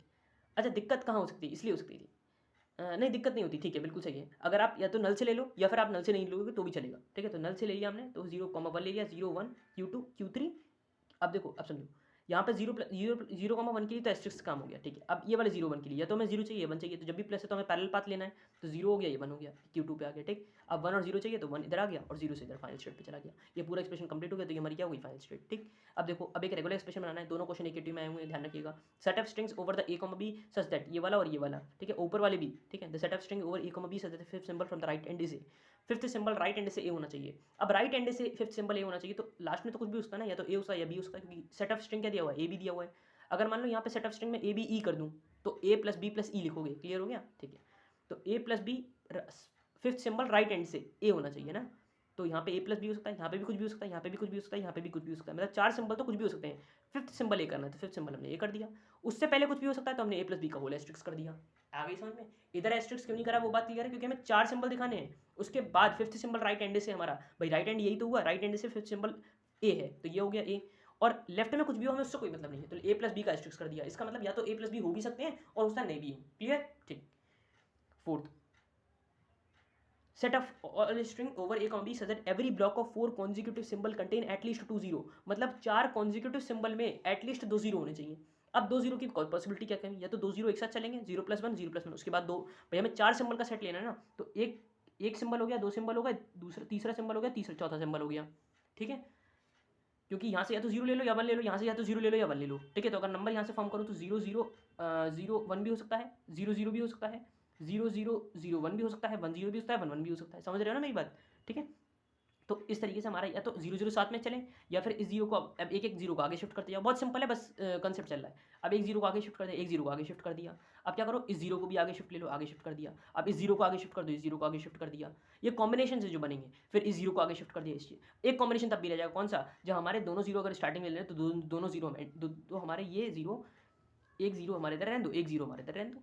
ठीक है, एक 0 इधर रहने दो, एक 0 इधर रहने दो, तो टोटल 6 पेयर बनेंगे जो हमारे इस रेगुलर एक्सप्रेशन को सेटिस्फाई करेंगे, मतलब इस पर्टिकुलर क्वेश्चन के रेगुलर एक्सप्रेशन को बनाएगा ये पूरा एक्सप्रेशन। क्लियर है, तो ये हमारा कंप्लीट हो गया। ठीक। अब देखिए, अब इसके बाद जो हमारे पास क्वेश्चन अब आया हमारे पास आर्डन्स थ्योरम। देखो यार, आर्डन्स थ्योरम भी बहुत सिंपल है, कुछ नहीं कहता आर्डन्स थ्योरम। आर्डन्स थ्योरम कहता है कि अगर हमारे पास R equals to Q P asterisk है, ठीक है, तो हम इस पूरे पर्टिकुलर एक्सप्रेशन का सोल्यूशन जो होता है वो हमारा R equals to Q plus R P का जो सोल्यूशन होता है वो हमारे पास R equals to Q P asterisk होता है। ये अगर हमारे पास R equals to Q plus R P का फॉर्मेट है तो हमारे पास R equals to Q P asterisk हमारे पास सोल्यूशन होता है। अब मैंने ये 2 क्वेश्चन क्यों लिए हैं, इसलिए लिए हैं क्योंकि ये क्वेश्चन मैंने आपको टफल में नहीं कराए हैं, इसलिए यहाँ ले लिए हैं। वैसे आपको उधर भी देखने हैं, तीनों क्वेश्चन जो 4 क्वेश्चन मैंने वहाँ पे कराए हैं वो भी देखना, और साथ में ये 2 और देख लेना, क्योंकि ये दोनों भी हमारे जो है प्रीवियस ईयर में आ चुके हैं, इसलिए मैंने इंक्लूड कर लिया है। तो देखिए, आर्डन्स थ्योरम क्या कहता है कि अगर R equals to Q plus R P का हमारे पास फॉर्मेट है तो R equals to Q P asterisk उसका सोल्यूशन होगा। अब मैं यहाँ पे ये नहीं बताने बैठा हूँ कि आर और पी, क्यू और पी ये सब क्या है। ठीक है, ये सब के लिए आपको उधर रेफर करना है, अभी सिर्फ क्वेश्चन देखेंगे। ठीक है, तो Q1 Q2 Q3 पहला स्टेप क्या होता था, राइटिंग इक्वेशन, तो हम इक्वेशन को लिखेंगे। अब इक्वेशन कैसे लिखते हैं कि Q1 के लिए इक्वेशन लिखो, तो Q1 के लिए क्या हो जाएगा, Q1 0 से 1 से कहाँ पे जा रहा है, तो Q1 के लिए क्या हो जाएगा, Q1 डॉट 0 मतलब Q1 डॉट 0। ठीक है, और प्लस स्टार्टिंग क्वेश्चन है तो नल अपने आप अटैच कर देंगे, जो इनिशियल स्टेट होती है उसके साथ हमेशा नल अटैच कर देते हैं। Q2 के लिए देखिए, अब Q2 पे एक इनपुट इधर आ रहा है, एक इनपुट ये आ रहा है और एक आउटपुट ये मतलब बेसिकली हम Q2 पे कहाँ से पहुँच पा रहे हैं, तो Q2 पे हम इधर से आ रहे हैं, उधर से आ रहे हैं, ठीक है। तो Q1.1 और फिर Q2.1, ठीक। थर्ड इक्वेशन क्या बनेगी, अब Q3 पे कहाँ से आ पा रहे हैं, इधर से और इधर से, तो Q2.0 या फिर Q3.0 और Q3.1, ठीक है। तो ये सब लिख दिए। अब देखिए, अब सॉल्व किसको करना है, Q2 और Q1 को, क्योंकि दोनों फाइनल स्टेट हैं। अब दोनों जब फाइनल स्टेट होती है तो हमें दोनों के आंसर को प्लस करके लिखना होता है, क्लियर है। तो हम पहले Q1 का सोल्यूशन निकालते हैं। देखिए क्या Q1 का सोल्यूशन निकल सकता है, हाँ निकल सकता है। देखो हमेशा ध्यान रखना कि ये R है, ये R हो गया, ये P हो गया और ये Q हो गया, मतलब फॉर्मेट लग तो जाएगा। तो R equals to RP plus Q में हमारे पास क्या होता है, RP प्लस Q है, तो RP प्लस Q है तो इसका सोल्यूशन क्या हो जाएगा, R equals to QP asterisk. तो Q क्या है ये, और P एस्ट्रिक्स, तो P एस्ट्रिक्स P मतलब E एस्ट्रिक्स। अब ध्यान में रखने वाली बात क्या है, देखो हमेशा ध्यान रखो ये कैसे हम इसे समझते हैं, ठीक है। तो इसको समझने का तरीका ये है कि P में कभी भी कोई भी स्टेट नहीं आनी चाहिए, हमेशा ध्यान रखना। P में कभी भी कोई स्टेट ना आए, मतलब जैसे Q1 Q2 Q3, अगर आपको ऐसा कुछ दिख रहा है मतलब आप गलत डायरेक्शन में जा रहे हो सोल्यूशन ढूंढने के, ठीक है। तो यहाँ पे हमें नहीं दिखा तो हमारा सोल्यूशन सही था, तो हमने क्या करा, Q में नल पुट करा, P एस्ट्रिक्स में जीरो एस्ट्रिक्स पुट करा। अब जीरो एस्ट्रिक्स कोई फर्क नहीं है, बस स्टेट्स नहीं होनी चाहिए P में, क्लियर है। बाकी Q को नल पुट करा तो Q1 का सोल्यूशन कितना आ गया, null into zero asterisk zero asterisk, तो जीरो एस्ट्रिक्स आ गया, ठीक। अच्छा, सेकंड इक्वेशन क्या कह रही है, अच्छा सॉरी ये तो हमारा फर्स्ट इक्वेशन का सोल्यूशन आ गया। अब हमें क्या निकालना है Q2 का, तो Q2 को देखो Q1.1 प्लस Q2.1, अच्छा ठीक है। मतलब हमें Q3 की तो जरूरत ही नहीं पड़ रही है इतनी, क्योंकि Q3 से काम ही नहीं वाला, हमें तो Q1 और Q2 का सोल्यूशन निकालना है। तो Q1 का सोल्यूशन क्या निकल के आया, जीरो एस्ट्रिक्स। तो इधर हम जीरो एस्ट्रिक्स पुट कर दें तो जीरो एस्ट्रिक्स 1, तो ये क्या बन गया R P और ये Q। और आपको ये भी दिख रहा है कि P में कोई भी स्टेट नहीं आ रही, P में 1 आ रहा है, तो ठीक है कोई दिक्कत नहीं है, बिल्कुल सही डायरेक्शन जा रहे हैं। तो R equals to QP asterisk में Q2 equals to zero asterisk 1, मतलब QP एस्ट्रिक्स, मतलब Q ये हो गया और P एस्ट्रिक्स, तो Q और P एस्ट्रिक्स, क्लियर है, ठीक। अब देखिए फाइनल सोल्यूशन क्या बताया था मैंने आपको, जब दो फाइनल स्टेट होती हैं तो Q1 प्लस Q2 दोनों को लिखा जाता है। अदरवाइज अगर एक फाइनल स्टेट होती है तो सिर्फ वही होता है सोल्यूशन, ठीक है। अगर जैसे for example Q1 final state होती तो Q1 का ही सोल्यूशन जो है वो हमारा इसका रेगुलर एक्सप्रेशन का आंसर होता, ठीक है। बट यहाँ पे दोनों है तो हम इसको क्या लिखेंगे, ऐड करके लिखेंगे। तो final solution equals to Q1 plus Q2 equals to zero asterisk इधर से, और इधर से जीरो एस्ट्रिक्स 1 1 एस्ट्रिक्स, तो इन दोनों को सम करके लिख दिया। अब यहाँ पे कुछ नहीं, सिंप्लीफाई कर दिया। अब आप नहीं भी करोगे, यहाँ पे छोड़ोगे कोई दिक्कत नहीं, बट थोड़ा सा सिंप्लीफाई कर दो। जीरो एस्ट्रिक्स कॉमन ले लिया तो कितना आ गया, नल प्लस 1 इंटू 1 एस्ट्रिक्स, और ये क्या है null plus R into R asterisk, that is nothing but R asterisk, तो R एस्ट्रिक्स, क्लियर, सिंपल। ये हो गया हमारा फर्स्ट क्वेश्चन कंप्लीट। अब देखिए देखते हैं अपना सेकंड क्वेश्चन आर्डन्स थ्योरम में ही। देखिए अब हमारे पास ये फिगर दिया हुआ है और इस फिगर से हमें इस डीएफए के डायग्राम से हमें क्या बताना है, इसका रेगुलर एक्सप्रेशन जनरेट करना है। तो कैसे करेंगे, सबसे पहले हमें इक्वेशंस लिखेंगे। तो इक्वेशन लिखना हमारा सबसे पहला स्टेप है। तो देखिए Q0 के हम Q0 पे कहाँ से आ सकते हैं, तो Q1 से आ सकते हैं ना, Q1 से नहीं आ सकते, Q0 से ही आ सकते हैं, Q3 से आ सकते हैं और Q2 से आ सकते हैं। तो Q0 के लिए क्या लिखेंगे, Q0.0 Q3.1 Q2.0, क्लियर हो गया, ये हमने पूरा लिख दिया। और लास्ट में नल अटैच इसलिए कर दिया क्योंकि हमारी इनिशियल स्टेट है, मतलब जब भी हमारी इनिशियल स्टेट होती है उसमें हम नल अटैच कर देते हैं, मतलब इनिशियल इक्वेशन में हमेशा नल अटैच करते हैं जो भी इनिशियल स्टेट की इक्वेशन होगी, क्लियर है। नेक्स्ट है Q1। अब Q1 के लिए देखेंगे तो Q1 पे कहाँ से आ सकते हैं भाई, Q0 से आ सकते हैं और Q1 से आ सकते हैं। तो हमने लिखा Q0.1 Q1.1 और हम Q3 से इस पे आ सकते हैं, तो हमने लिखा प्लस Q3.1, क्लियर है। नेक्स्ट देखिए Q2। अब Q2 पे कहाँ से आ सकते हैं भाई, Q1 से आ सकते हैं और कहीं से नहीं आ सकते। तो हमने लिखा Q2 इक्वल टू Q1.0 और Q3 इक्वल टू Q2.1, क्योंकि Q3 पे हम Q2 से आ सकते थे, ठीक है। चार इक्वेशन हमने लिख ली। अब देखिए हमारी थिंकिंग प्रोसेस कैसे डेवलप होगी। सबसे पहले तो हमें निकालना क्या है, हमें निकालना है रेगुलर एक्सप्रेशन। कैसे निकलेगा Q3 से, क्योंकि Q3 हमारी क्या है, फाइनल स्टेट है, ठीक है। इतनी बात तो समझ आ गई कि हमें Q3 का एक्सप्रेशन निकालना है। अब बात करते हैं Q3 कैसे निकलेगा। तो अगर मैं Q3 के एक्सप्रेशन पे जाऊँ, Q3 की इक्वेशन पे जाऊँ, तो मैंने देखा Q2.1 मतलब Q2 मिल रहा था, ठीक है। Q2 को सिंप्लीफाई करने के लिए मैं Q1 की वैल्यू पुट करूंगा, ठीक है। यहाँ पे Q1.0 आ जाएगा तो Q1.01 हो जाएगा, ठीक है। अब बाद में मुझे Q1 को भी सिंप्लीफाई करना पड़ेगा, तब जाके Q3 की वैल्यू आएगी, ठीक है। तो Q1 के लिए मैं ये पूरी वैल्यू पुट करूंगा, ठीक है। थोड़ा सा कॉम्प्लेक्स हो जाएगा, क्यों, क्योंकि अब मुझे जीरो की वैल्यू पुट करने के लिए अगेन इस पूरे एक्सप्रेशन को पुट करना पड़ेगा जो हमारा सही सोल्यूशन इल्ड नहीं कर रहा है, ठीक है, मतलब कॉम्प्लेक्स कर रहा है चीज़ों को। तो हमने थोड़ी सी और अप्रोच सोची। हमने कहा कि ठीक है Q3 में Q2 डालना ही पड़ रहा है और Q2 के लिए भी Q1 को सॉल्व करना पड़ रहा है, तो हमने सोचा कि क्यों ना Q1 को पहले सॉल्व कर लिया जाए। अब देखिए Q1 को जब सॉल्व करेंगे तो कैसे करते हैं, ठीक है। तो हमारी पहली अप्रोच कैसे हुई कि हम Q1 को सॉल्व करेंगे, क्यों करेंगे वो भी आपको बता दिया पूरा। अब देखिए Q1 में हम कैसे किसको पुट करेंगे। देखिए Q1 में Q1, ठीक है, तो ये R हो रहा था, ये R हो रहा था।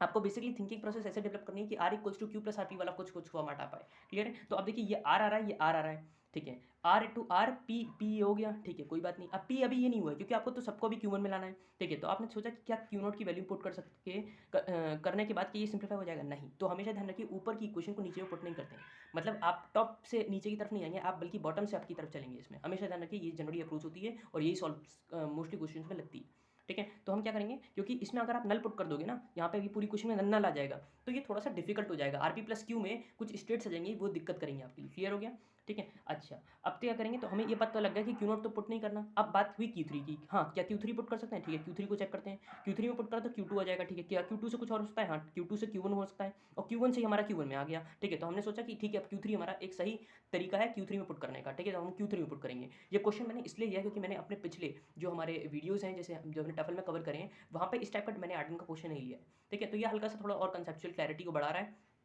ठीक है, तो आप उसमें इसको भी अटैच कर लीजिएगा जब आप पढ़ेंगे। ठीक है। अच्छा, अब देखिए, अब हम क्या निकालेंगे Q1 की वैल्यू। तो Q1 कितना हो जाएगा? Q0 plus Q1 dot one plus Q3 की वैल्यू हमने पुट कर दी। तो Q3 की वैल्यू कितनी आ जाएगी? Q2 dot one. तो Q2 डॉट वन 1। ठीक, 1 इससे आ गया और बाकी Q2 डॉट वन हमने पुट कर दिया। पुट करते समय बहुत ज़्यादा ध्यान रखिएगा। ठीक है, क्योंकि कई बार क्या होता है कि आप Q2 डॉट वन पुट करते हैं और आप सोचते हैं कि ये 1 तो मैच हो गया, ठीक है, हटाओ। मतलब कई बार ऐसा जल्दीबाजी में जो है ये मिस्टेक हो जाती है, तो इस मिस्टेक को आपको अवॉइड करना है, ध्यान रखना है, क्योंकि एक मिस्टेक पूरा क्वेश्चन गलत हो जाएगा वहीं पे। क्लियर है? नेक्स्ट देखिए, अब क्या करेंगे, अब हम ये हमारे पास Q1 आ गया। ठीक है, अब क्या करेंगे, अब इस Q2 को भी पुट करेंगे। तो Q2 से हमारा क्या बन जाएगा? Q1। ठीक है, Q1 आ गया। अब देखिए, अब ये R equals to R P plus Q. तो R यहाँ से Q1 कॉमन ले लिया, तो ये R हो गया, ये P हो गया और ये Q हो गया। ठीक है। अच्छा, अब देखिए, अब क्या करेंगे, अब हम अप्लाई करेंगे आर्डन्स थ्योरम को। आर्डन्स थ्योरम क्या कहती है कि R equals to R P plus Q वाला फॉर्मेट है, तो R equals to Q P asterisk का इसका सोल्यूशन होता है। तो Q क्या है हमारे पास? ये तो Q आ गया, Q0 डॉट वन, और P क्या हो गया हमारे पास? P का एस्ट्रिक्स, मतलब इस पूरे का एस्ट्रिक्स। ठीक है, अब यहाँ पे आप वेरीफाई कैसे कर रहे हैं कि भाई आपका आंसर सही आ रहा है? तो आपने देखा कि भाई P में कोई भी स्टेट नहीं आ रही है, मतलब ना तो Q0 आ रहा है, ना Q1 आ रहा है, ना Q2 आ रहा है। ठीक है, तो इस तरीके कोई भी स्टेट नहीं आ रही, तो हमें लग रहा है कि हमारा जो डायरेक्शन है, जो हमारा अप्रोच है थिंकिंग का और सॉल्व करने का, वो बिल्कुल सही है। क्लियर है? इस तरीके से आप वेरीफाई कर सकते हैं। तो Q1 का सोल्यूशन आ गया, बट Q1 का भी पूरा सोल्यूशन नहीं आया है। क्यों? क्योंकि Q0 अभी बचा हुआ है। अच्छा, दूसरी चीज़, अब हमें Q1 के सोल्यूशन से मतलब नहीं था, हमें तो सिर्फ मतलब था Q3 से। ठीक है, तो आप सोच सकते हैं क्या हम इसके बाद कुछ कर सकते हैं? आइए सोचते हैं।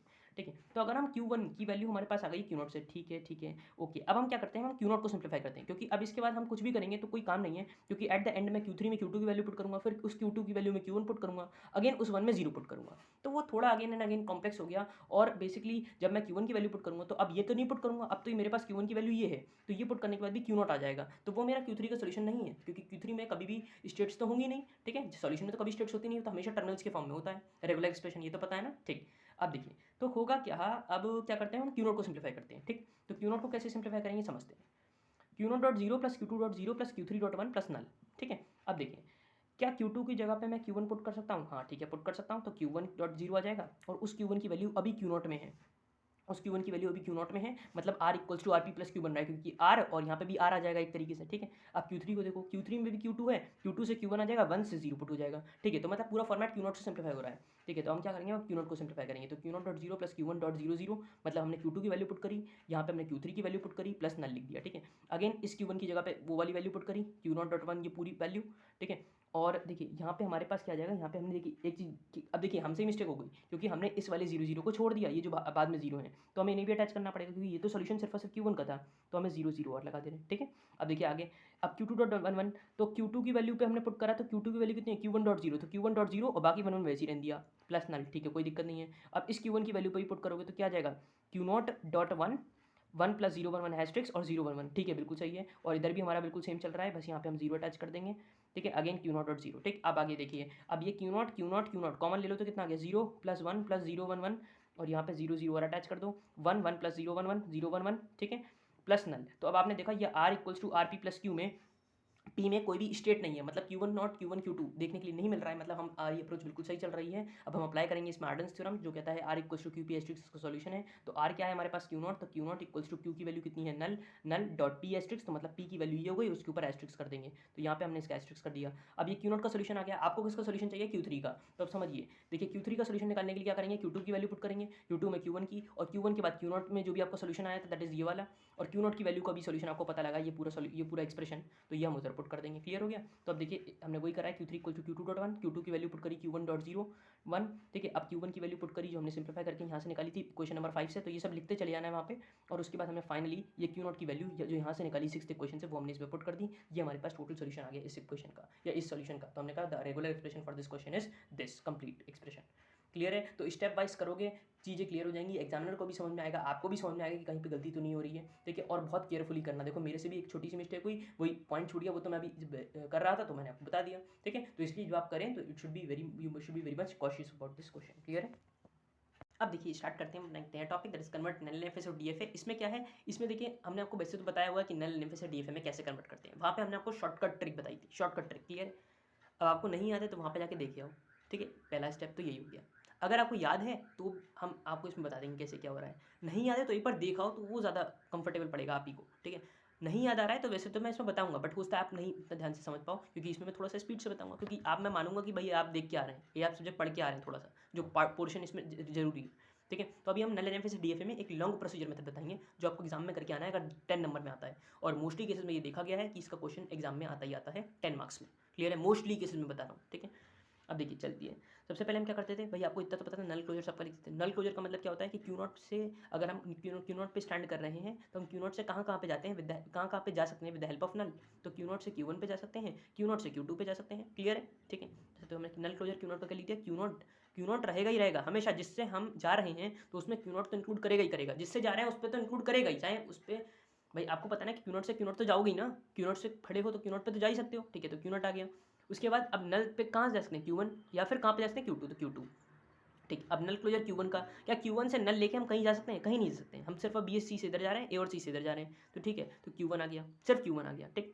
अब क्यू टू से भी कहीं नहीं जा सकते हैं तो क्यू टू लिख दिया, ठीक। अब देखिए अब फॉर्मूला क्या कहता है, जो लॉन्ग प्रोसीजर मेथड है, ये वाले मेथड्स मतलब नल एनएफए से डीएफए में आने का, तो वो कहता है कि del dash Q comma A equals to null closure del of del cap Q comma A common A. अब ए क्या है, ए यहाँ पे टर्मिनल है, ध्यान रखिएगा क्या है, टर्मिनल। क्लियर है, ठीक।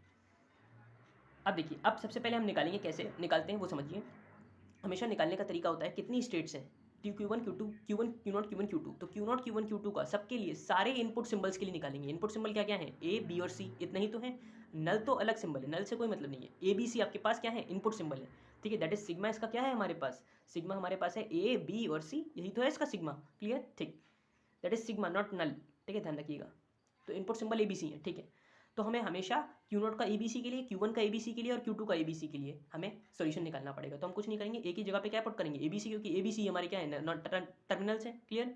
तो क्यू नॉट कॉमा ए जब लिखा है यहाँ पे, तो null closure del del cap Q not comma null comma A. अब ए क्या है यहाँ पे, टर्मिनल, क्योंकि ए यही ए आ गया। क्लियर, ठीक। आगे देखिए, अब एक बार बता दे रहा हूँ, इसको आराम से समझ लो, उसके बाद बार बार रिपीट नहीं करूँगा, क्योंकि फिर बाद में हम इसी चीज़ को रिपीट सिंप्लीफाई करते हुए आगे आंसर निकाल लेंगे। तो देखिए हो क्या रहा है इसमें कि हमने डेल लिखा, ठीक है, मतलब अगले स्टेप है null closure del of null closure. अब ये डेल कैप है, इसको हम पढ़ते हैं नल क्लोजर। क्लियर है, तो null closure of Q not, null हटा देंगे अब, Q not null closure of Q not, basically null closure of Q not del cap represent कर रहा है, कॉमा ए, ठीक है। अब नल क्लोजर क्यू नॉट को कितना है, Q not Q one Q two, तो Q not Q one Q two लिख दिया, कॉमा ए लिख दिया, ठीक। आगे बढ़े, क्यू नॉट को ए के लिए, क्यू वन को ए के लिए और क्यू टू को ए के लिए एनालाइज करा, कैसे लिखेंगे, तो del of Q not comma A union Q one comma A union del of Q two comma A, ठीक है। अब क्यू नॉट ए पर कहाँ जा रहा है, क्यू नॉट ए पर कहीं नहीं जा रहा भाई, क्यू नॉट ए पर कहीं नहीं जा रहा। क्या क्यू वन ए पर कहीं जा रहा है, हाँ क्यू वन ए पर क्यू नॉट में जा रहा है। क्या क्यू टू ए पर कहीं जा रहा है, कहीं नहीं जा रहा है, मतलब क्यू नॉट ए पर फाइव में जा रहा है, क्यू वन ए पर क्यू नॉट में जा रहा है, क्यू टू ए पर कहीं नहीं जा रहा है, मतलब फाइव में जा रहा है। क्लियर, तो बस वही हमने लिख दिया, five union Q not union five. अब आंसर क्या निकला, five union Q not union five का क्यू नॉट, सिर्फ क्यू नॉट निकला, ठीक है। अब क्यू नॉट का नल क्लोजर कितना होता है, Q not Q one Q two, ऊपर हमने देखा, ठीक, तो वो हमने लिख दिया। पहला काम किसका हो गया, क्यू नॉट कॉमा ए का।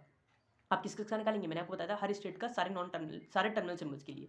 तो आप किसका निकालेंगे, बी का और फिर सी का। तो del dash Q not comma B, तो null closure del of del cap Q comma null comma B, वही formula null closure Q not का कॉमा बी के लिए, तो क्यू नॉट बी के लिए, फिर क्यू वन बी के लिए और क्यू टू बी के लिए देखेंगे।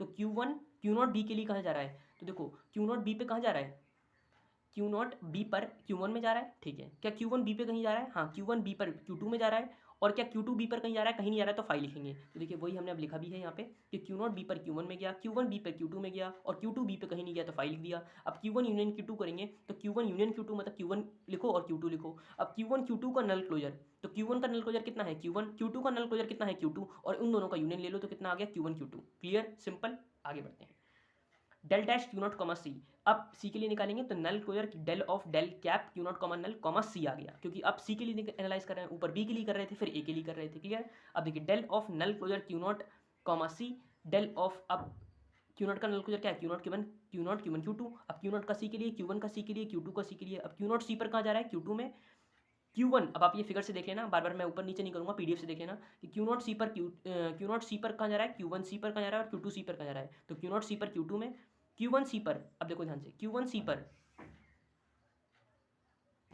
अगर आप देखो तो क्यू वन सी पर क्यू नॉट में भी जा रहा है और क्यू वन सी पर क्यू टू में भी जा रहा है, ठीक है। ठीक है, तो हमने इसको क्या लिख दिया, हमने ब्रैकेट्स में लिख दिया Q not comma Q two, और Q2 C पर कहीं नहीं जा रहा है, तो हमने फाई लिख दिया, ठीक है। अब Q0 Q2 का यूनियन करोगे तो Q0 Q2 तो आएगा ही। अब null closure of Q0 Q2, तो नल क्लोजर Q0 कितना है, Q1 Q0 Q1 Q2, और Q2 का नल क्लोजर Q2, तो यूनियन कर दोगे तो क्या जाएगा, Q0 Q1 Q2, तो Q0 Q1 Q2 आ गया। क्लियर है, सिंपल है, ठीक है। अब आगे बढ़े। अब हमने ये Q0 के लिए निकाल लिया, अब किसके लिए निकालना है, Q1 के लिए, फिर Q2 के लिए, इसी तरीके सारे स्टेट्स के लिए निकालेंगे। अब देखिए क्या करा हमने, Q1 का A के लिए निकाला, फिर Q1 का B के लिए, Q1 का C के लिए, ठीक है। तो नल क्लोजर एग्जाम में सबका निकाल के आना, बिल्कुल ऐसा नहीं कि मैंने शॉर्टकट ट्रिक में जैसे अभी लिख दिया वैसे नहीं करना है, वहाँ पे आपको बिल्कुल सही से लिख के आना है, जिसमें मैंने शॉर्टकट तरीके से कर दिया वैसे नहीं करना, ठीक है। तो null closure del of del cap Q1, अब Q1 आ जाएगा, अब यहाँ पे Q0 नहीं रहेगा, अब Q1 comma null comma A, क्योंकि A स्टेट है। अब null closure del of null closure of Q1 comma A। अब देखो जब भी हमारे पास सिंगल स्टेट होती है ना नल क्लोजर की, तो बहुत सिंपल पड़ता है, तो हमें कुछ नहीं करना होता, बेसिकली नल क्लोजर Q1 का जो होता है, Q1 का A के लिए ट्रांजिशन देख लो, Q1 का A के लिए ट्रांजिशन कहाँ पे है, Q0 पे है, तो हमने Q0 लिख दिया, और Q1 का नल क्लोजर कितना है, Q0 Q1 Q2, ठीक। सिमिलरली Q1 का B के लिए, अब हमने बताया Q1 हमारा क्या है, सिंगल स्टेट है भाई, Q1 का नल क्लोजर कितना है, Q1 है, तो सिंगल स्टेट है, तो सिंगल स्टेट सिंपल पड़ता है, तो Q1 B के लिए कहाँ जा रहा है, Q2 में जा रहा है, तो हमने Q2 लिख दिया, Q2 पे नहीं बल्कि Q2 पे गया, फिर उसका नल क्लोजर, लास्ट में नल क्लोजर भी तो करोगे, लास्ट में बाहर नल क्लोजर भी तो बैठा है, तो null closure of Q2 is Q2, clear. Similarly C के लिए भी, तो इसी तरीके से आप स्टेप वाइज करोगे तो इसका आंसर कितना जाएगा भाई, Q1 C पर कहाँ जा रहा होगा, Q0 में। भाई इससे क्या मतलब, इससे क्या पता लग रहा है कि आप इसे करोगे तो कैसे करोगे कि del of null closure Q1 comma C, तो Q1 C पर कहाँ पे गया, Q0 में, और Q0 का हमारा नल क्लोजर फिर से क्या हो गया, Q0 Q1 Q2, तो Q0 Q1 Q2 आ गया, क्लियर, ठीक। अब लास्ट देखिए, अब Q2 का A के लिए फाई आ जाएगा, Q2 का B के लिए फाई आ जाएगा, Q2 का C के लिए फाई आ जाएगा, कैसे निकला एक बता दे रहा हूँ। तो यहाँ पे देखो Q2 पुट करो, Q2 comma null comma A। अब Q2 कॉमा नल का मतलब क्या हुआ, null closure of Q2 that is Q2, तो डेल Q2 कॉमा A, यही तो मतलब हुआ Q2 कॉमा A। अब Q2 A के लिए कहीं नहीं जा रहा, तो फाई आ जाएगा, और फाई का नल क्लोजर फाई होता है, तो फाई लिख दिया, ठीक। इस तरीके से B के लिए, इस तरीके से C के लिए, ठीक। आगे बढ़ते हैं। अब देखिए NFA टेबल कैसे लिखते हैं। NFA टेबल बहुत सिंपल है, बिल्कुल जैसे जैसे बताते चले आ रहा हूँ वैसे ही करते चले आना। जो आपने ऊपर Q1 Q2 Q0 Q1 Q2 के लिए निकाले ना, तो बस वैसे ही लिखो, तो यहाँ पे Q0 लिखा। अब Q0 A के लिए कहाँ जा रहा था, Q0 A के लिए कहाँ जा रहा था, Q0 Q1 Q2 में, B के लिए कहाँ जा रहा था, Q1 Q2 में, और C के लिए कहाँ जा रहा था, Q0 Q1 Q2 में, यहीं पे तो जा रहा था Q0 Q1 Q2 में। अब वही लिख देंगे, तो हमने वही लिख दिया कि Q0 A के लिए, Q0 Q1 Q2 में, B के लिए इसके लिए, और ये C के लिए इसमें जा रहा है, ठीक है। अच्छा अब Q1 A पर कहाँ गया इसमें, तो Q1 A पर कहाँ गया इसमें, ठीक है। Q1 B पर Q2 में, Q1 C पर कहाँ गया, Q0 Q1 Q2 में, और Q2 जो है वो सब में फाई में गया, तो Q2 सब में फाई में गया, ठीक है। अब इनिशियल स्टेट Q0 रहेगी, और फाइनल स्टेट क्या रहती थी, जिसमें Q2 प्रेजेंट रहेगा। भाई यहाँ पे अगर आप देखो तो यहाँ पे हमारे पास फाइनल स्टेट क्या थी, Q2, यहाँ पे फाइनल स्टेट Q2 थी, तो हम Q2 को सर्कल कर देंगे, ठीक है। तो हमने क्या करा, हमने Q2 को सर्कल कर दिया, तो देखिए कि Q2 हमने सर्कल हो गया, क्योंकि Q2 हमारी फाइनल स्टेट है। अब ये हमारी बनी है NFA टेबल, ठीक है। अब आप देखो मैंने आपको जो वहाँ पे मेथड बताया था वो कितना सिंपल था, और अभी हम उसको भी वेरीफाई करेंगे। तो ये जो मैंने साइड में बनाया हुआ है ना, ये शॉर्टकट मेथड है वेरीफाई करने के लिए कि आपका आंसर सही है या नहीं सही है, तो इसको हम सबसे लास्ट में चेक करेंगे। अभी इधर साइड में चलते रहो, ठीक है। ये हमारा तरीका मेथड है जो आपको करके आना है। तो ये NFA टेबल बन गई। अब NFA से DFA में कैसे जाएंगे समझिए। अब ये Q0, अब इस Q0 नहीं रहा, अब इस Q0 को क्या लिखेंगे, नल क्लोजर Q0 का, तो नल क्लोजर Q0 का कितना हो गया, Q0 Q1 Q2, ठीक है। Q0 Q1 Q2 हो गया। भाई ये Q0 अब Q0 नहीं रहा, DFA में जाते वक्त आप लिखोगे, डायग्राम बनाओगे, तो इस Q0 को क्या लिखोगे, Q0 Q1 Q2 लिखोगे, क्योंकि नल क्लोजर Q0 का क्या है, Q1 Q0 Q2, ठीक। अब देखिए अब क्या करेंगे, अब A के लिए लिखेंगे, तो Q0 Q1 Q2 A पर कहाँ जा रहा है, Q0 Q1 Q2 में, Q0 Q1 Q2 में, और फाई में। अब इन तीनों का यूनियन लोगे तो क्या बनेगा, Q0 Q1 Q2, क्लियर, ठीक। अब B के लिए देखो, तो Q0 Q1 Q2, B के लिए कहाँ जा रहा है, Q1 Q2 Q2 और 5 में, तीनों का यूनियन लो कितना आ जाएगा, Q1 Q2, तो Q1 Q2, क्लियर है, ठीक। आगे बढ़ते हैं। Q0 C पर कहाँ जा रहा है, सॉरी अब ये Q0 Q1 Q2, तो Q0 Q1 Q2 C पर कहाँ जा रहे हैं, Q0 Q1 Q2 Q0 Q1 Q2 5 में, तो मतलब Q0 Q1 Q2 यूनियन आ गया, क्लियर है, कोई इसमें डाउट, ठीक। आगे बढ़ते हैं। अब इसमें देखो, अब जैसे DFA के लिए करते थे, अब इसमें से कौन सी स्टेट यहाँ पे नहीं है, अब ऊपर वाले से कोई मतलब नहीं रहा, सिर्फ और सिर्फ पहली लाइन के लिए मतलब होता है ऊपर वाली टेबल से, सिर्फ इस लाइन के लिए, पहली वाली लाइन के लिए, ठीक है। अब इससे कोई मतलब नहीं रहा, अब सब इससे ही देखेंगे। तो अब देखिए, अब इन तीनों एंट्री में से कौन सी एंट्री ऐसी है जो इधर नहीं है, मतलब ये वाली तो थी, मतलब ये है, ये नहीं है, तो Q1 Q2 इधर लिख दिया, ठीक, इधर लिख दिया। अब क्या करेंगे, अब Q1 Q2 जब इधर लिखा, तो Q1 Q2 ऊपर वाली टेबल पे जाओ, तो Q1 Q2 A पे कहाँ जा रहा है, A पे जा रहा है Q0 Q1 Q2 और 5 में, मतलब यूनियन Q0 Q1 Q2, तो Q0 Q1 Q2, Q1 Q2 B, अब Q1 Q2 B पर कहाँ जा रहा है, तो Q1 Q2 B पर Q2 5 मतलब Q2 में जा रहा है। बेसिकली हमने क्या करा, यूनियन ले लिया। अब Q1 Q2 C पे कहाँ गया, Q0 Q1 Q2 और 5 मतलब union Q0 Q1 Q2, clear है। अब देखो इनमें से कौन सी स्टेट इधर नहीं है, तो Q2 नहीं है, तो Q2 को हमने इधर लिख दिया, ठीक है। आगे बढ़े, सर्कल बाद में करना, लाइन बाद में बनाना, इनिशियल स्टेट तो वैसे हमेशा यही रहती है, बस सर्कल बाद में बना देना। ठीक है। अब आगे बढ़े, अब Q2 A पर फाई में, B पर फाई में, C पर फाई में। अब फाई जब ऐसे लिखोगे तो फाई को इस तरीके से लिख देना, ठीक है ना। अब फाई इधर नहीं है तो फाई को इधर लगा दिया और फाई कर दिया।